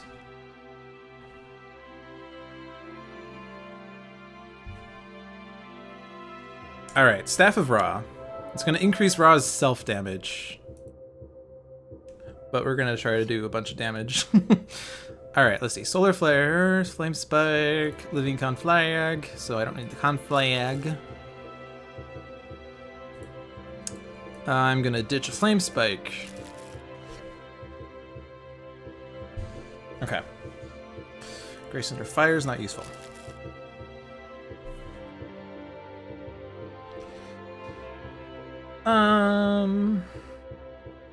Alright, so Scholar is likely to discard his hand. We know that much. So should I try to load Scholar's hand as much as powerful to make his next damage as possible? No, we're gonna We want to load his card. His hand. Let me take a second to figure out what I'm trying to say here. Scholar's gonna discard his hand for explosion in the lab. Scholar's base power lets him deal damage based on the number of cards he's discarded. So this can do a lot of damage, and it will at least mitigate Misinformation's damage reduction. So do I want to try to load Scholar with cards as much as possible to make the eventual channel as powerful as possible? Or do I instead weather the storm or something?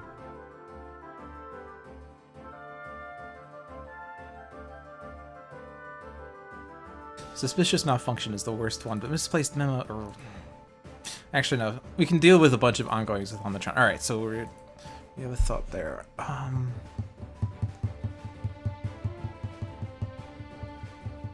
Ra's like, burn, then burn more. I'm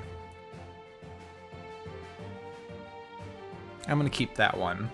Actually, no, I'm discarding these. So, all right. I'm afraid to don't dismiss anything for card plays, because I could play a card that does damage and then I'm forced to deal damage to a hero. That's the problem.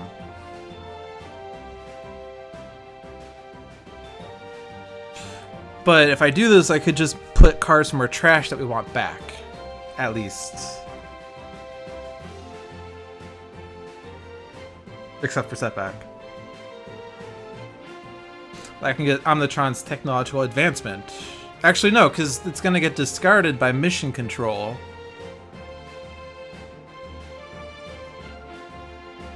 I could do it to an extent.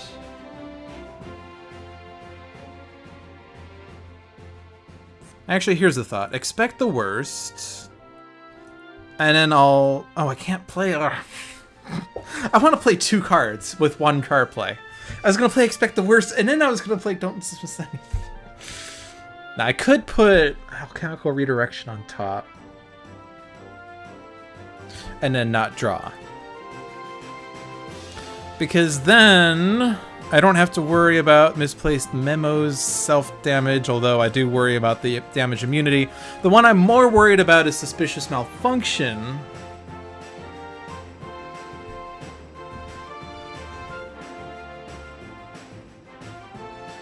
This is easily gotten rid of. Actually, I could destroy Concealed Betrayal by having Scholar discard 5 cards, and then... Actually, is it... Yeah, and then Scholar could discard his hand, which will be mostly empty. Alright. Lots of trains of thought here. I'm sorry if you're not following along. I'm trying to work out what I'm going to do in the next round. Which usually puts me in analysis paralysis, but then once I have something figured out, I get moving. So I think... Because, alright, so when she flips and then she destroys a clue, each hero deals itself 2 sonic damage. If I put Alchemical Redirection on top, that self-damage redirects to Scholar, which is good.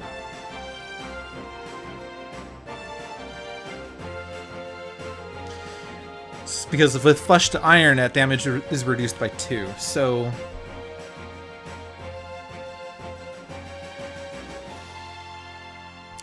So I'm gonna have to temporarily turn off automatically draw cards, because I don't want to draw with Scholar. I should use Keep Moving IRL. Keep moving, Lude! Keep moving! Alright, now here's where things get a little dangerous. So, Omnitron doesn't have any one-shots in this, or non-one-shots. So whatever I would put on top, Mission Control would discard. But if I instead opt to play the top card of my deck, what could happen?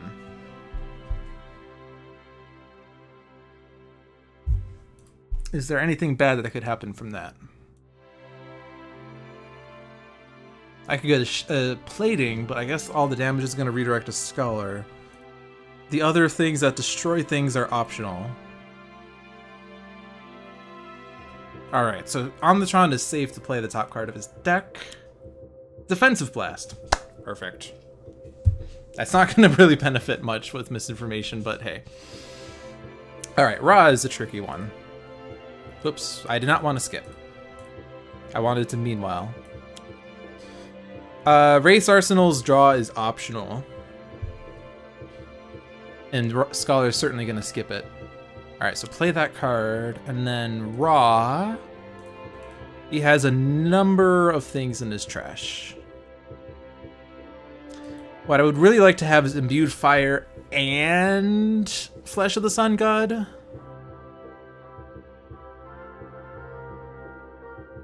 I'll settle for Imbued Fire.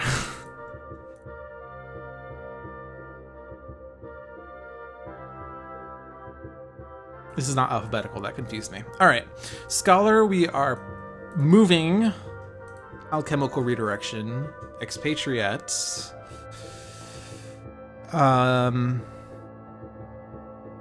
If we get an ammo, it could be put next to a gun. If we get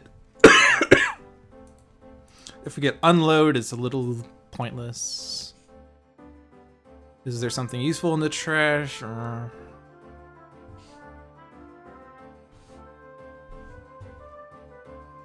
Let's put the top card of your deck. RPG Launcher. This is Forced Destruction. I guess we're losing Security Station then. Because it... Alright, whatever. Alright, so I can't bring what I need. I was going to use Bring What I Need, but now I can't. So I'm going to skip, and then I'm not going to draw a card. Okay. We made it past Scholar's turn. We can now get back to figuring things out. Flak Jacket. No, not Flak Jacket. Shotgun. And aim. Getting ready to shoot misinformation in the face! Alright, Scholar's not drawing a card. Setbacks, whoops, sorry. Ra's not drawing a card either. Omnitron, we don't know what it is. Temporal Shielding. Expatriette, we don't know what it is. Hollow Points. Okay. Skip.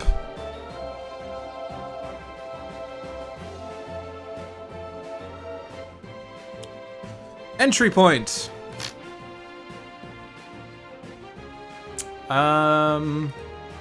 Medical Ward's the one. We need to keep Mission Control out. Imbued Fire, what? Alchemical Redirection, what? Shock Rounds, hey! Put that on the shotgun. Okay. So now one of these gets destroyed. And then there's gonna be a number of things, so... Suspicious Malfunction is the most annoying, but Concealed Betrayal, or not Concealed Betrayal, Misplaced Memo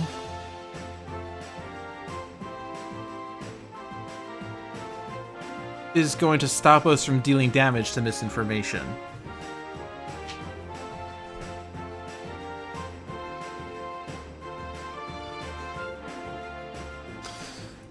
The thing is, Suspicious Malfunction, we're currently going to do ourselves 5 plus 1 fire damage is 6. Redirected to Scholar, he's going to take 5 times. I could destroy any number of equipment cards to reduce it, though.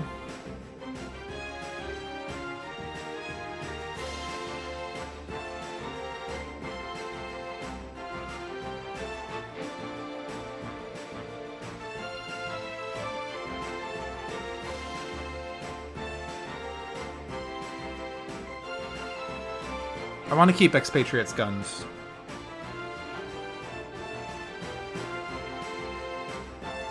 Those aren't equipment. I want to keep the staff.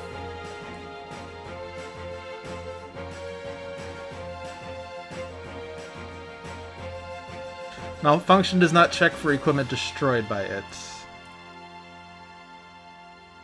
X is the number of equipment cards destroyed this turn.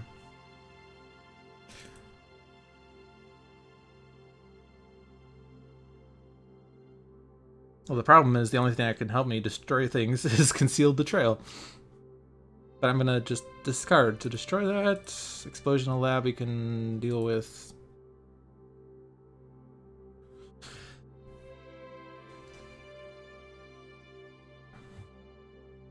I can use a flak jacket. Aha. I do have flechettes. The thing I'm trying to figure out, though, is there a way I can destroy Misplaced Memo and not really destroy all of the things that I was planning on?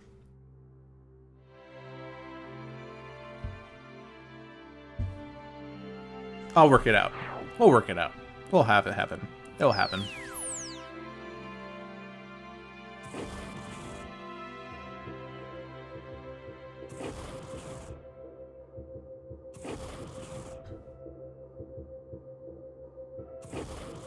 Or I could have Setback deal damage on his turn, which is what I'm trying to do.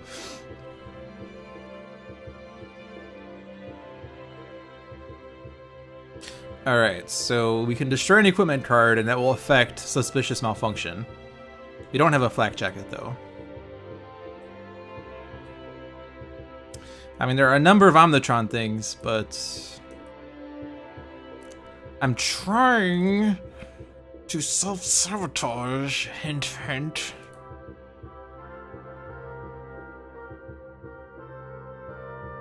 Okay, I can ditch Staff.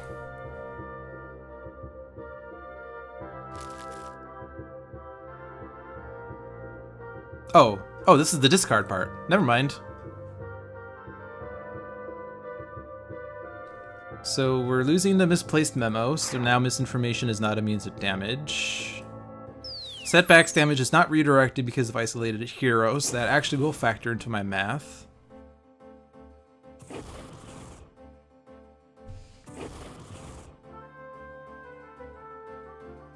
But Raw and Expatriette do have +1s. Alright, Scholar is discarding all 5 of his cards.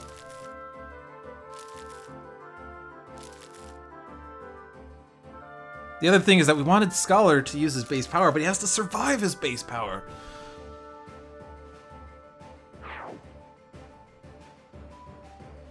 The Scholar discards his empty hand.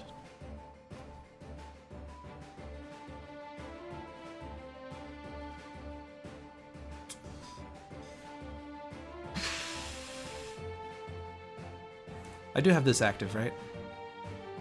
Yes.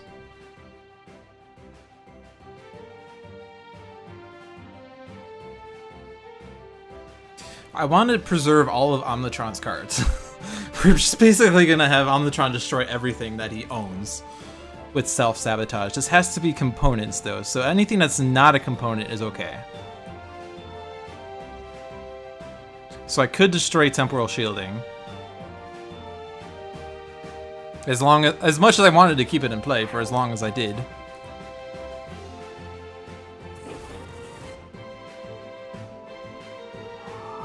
Oh yeah, an entry point is in play.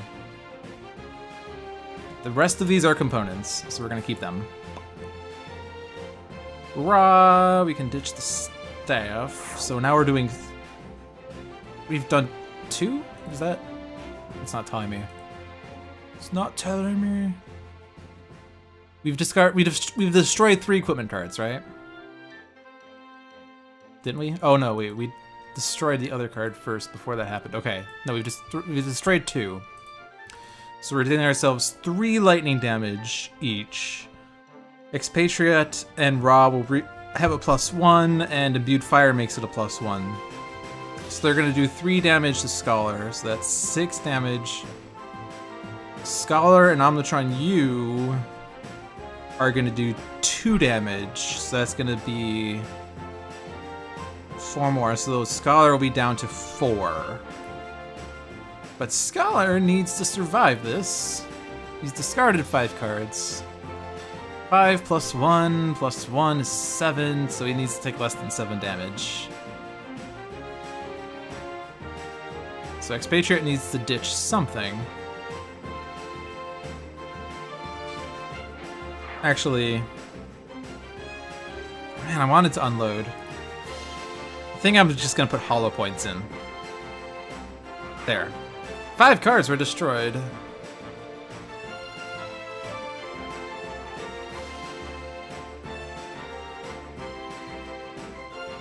Am I seeing why suspicious malfunction is bad? Well, I'm gonna deal damage to misinformation, so that's better. Hey. Diplomatic envoy.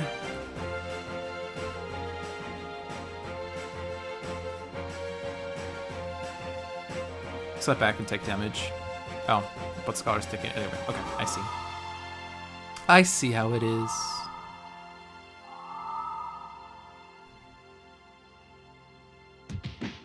Actually, it's good that we put that alchemical redirection out because the diplomatic envoy would have destroyed all of Omnitron-U's stuff anyway.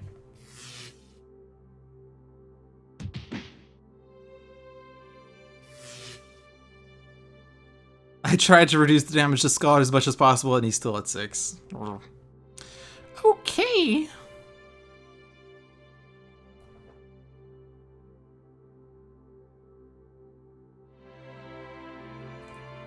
So, Setback is not benefiting from Imbued Fire.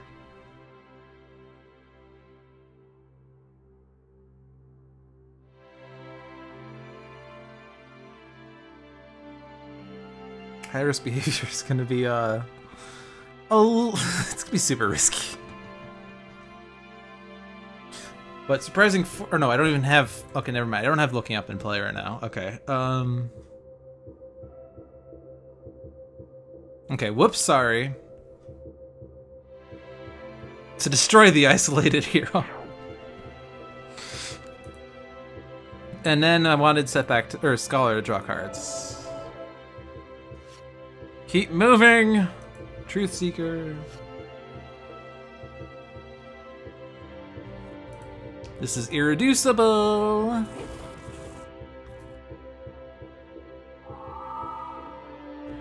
Play the components! Do you have anything that puts components? No, you don't! Why? I'm gonna rewind. I'm gonna draw a card.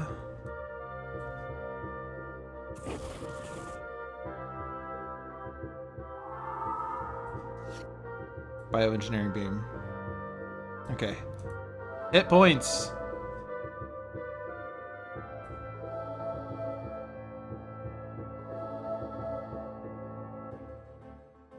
That's not gonna get past it. I can at least hit the envoy.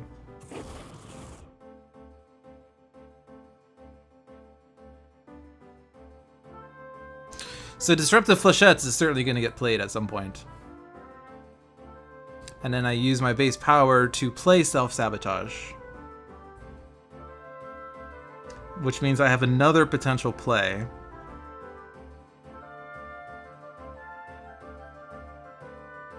So I can get my Temporal Shielding back.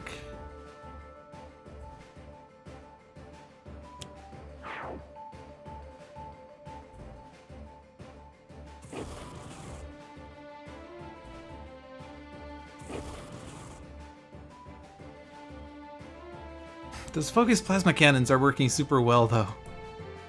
I don't think I'm gonna be able to do enough damage this turn, or this round. But Disruptive Flechettes, at least, to get rid of that freaking suspicious malfunction with no downside. And then damage.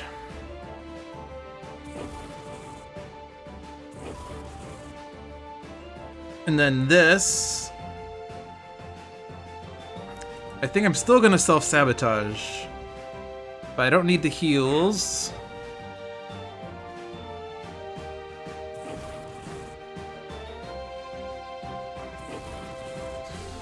The Gaussian Coil Blaster's not hitting misinformation.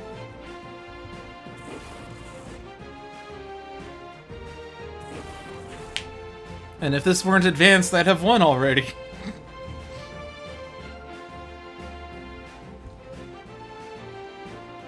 Now, okay, electro deployment units are fun.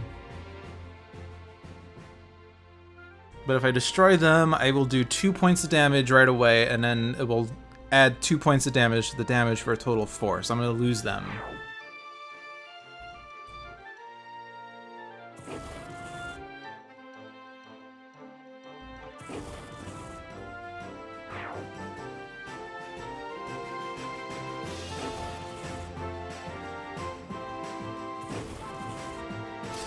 Now, I've destroyed 4. I'm doing 8 damage, increased by 1, reduced by 2. So 7 damage. She'll be down to 21.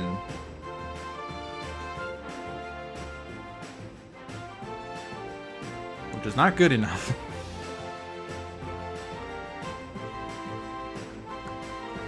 Diplomatic Envoy is going to target Omnitron-U. Alright, these are great, but they're going to get destroyed by the Envoy, so I'm just going to do the 4 damage now.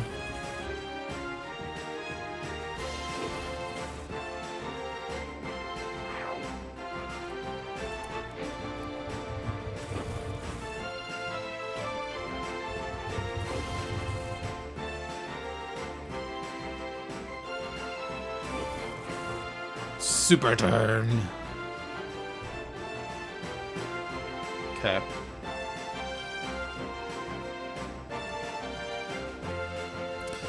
Fire Blast will do 4 damage. Actually, yeah, I'm gonna do that. Oh, nope, not Flame Spike.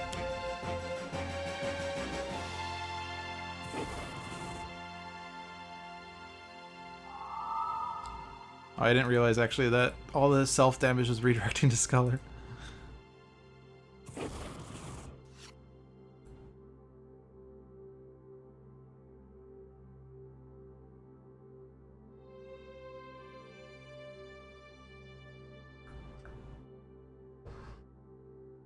Scholar's likely to die.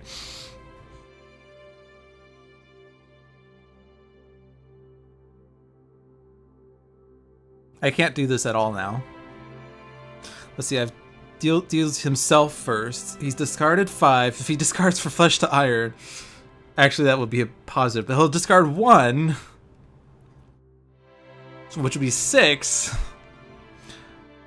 Damage is +1 that, so 7. Imbued Fire is 8. Flesh to Iron puts it down to 6. Oh man, Scholar.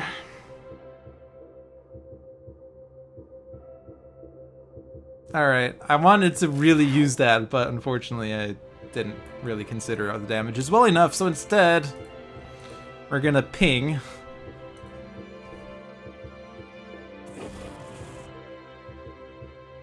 Scholar lives! He has 1 hit point! That's all you need!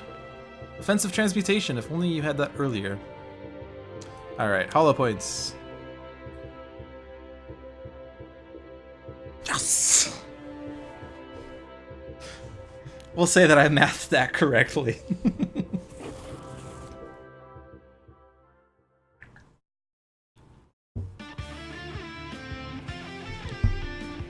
Yay! I'll wait for chat to react. That was a fun game. I enjoyed that. And it was a very close victory. Now do Ultimate! Well, you know, it is 9:34, so I've been streaming for like 2.5 hours now, so instead I think I'm gonna say no. But if you would like to see Ultimate Misinformation, you can tune in next week to make a viewer's choice game with Ultimate Misinformation, and then when that ends in 2 minutes, we'll go to the next random game. But no, we had a good night tonight. We had a bunch of, you know, bloopers at the start of the stream with the Ultimate Kismet game that ultimately was a walk in the park, and then we had the Vengeance game that ended too quickly, and then we had the Advanced Misinformation game, which was a pretty fun puzzle, although we were waiting a while for the 4th clue to come into play, but at least we got ourselves set up pretty well. And I mean, we finished the game with Raw at 28 hit points, so like, hey, that was cool. The health totals make it look like the game was way easier than it was. I mean, Scholar took most of the damage because he used Alchemical Redirection twice, in fairness. Although it didn't benefit Setback, but yeah. Scholar tanked most of the damage that fight. I love Flesh to Iron, it's such a good card. I've been using it so much, and Scholar survives really well with it out. Anyway, what I was saying is if you want to see more Dolphins Dive games or whatnot, tune in next Thursday at 7 p.m. I'm always here Thursday, 7 p.m. Eastern, doing this stuff. I've canceled it once because I was out of town, but that's it. If you enjoy Sentinels of the Multiverse streams, you should feel free to follow this channel, Handelabra Games.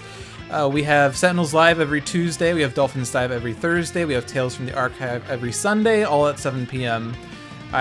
Sometimes there are developer streams. There have been a lot recently with Bottom of the Ninth,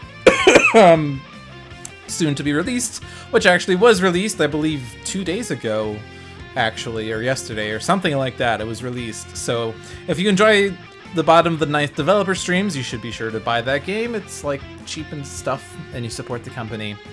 And I believe that there's going to be... Has it been made mention of? I don't know. So there's something happening tomorrow. So be ready for that if it happens. It either will happen on stream, or if they don't get internet, they will have to put the video up later. But I'm not sure if it's actually like public knowledge yet. Maybe. I don't know. And if you like me personally, feel free to follow me on Twitch at LewDolphin, or on Twitter at LewDolphin21, or find me on YouTube.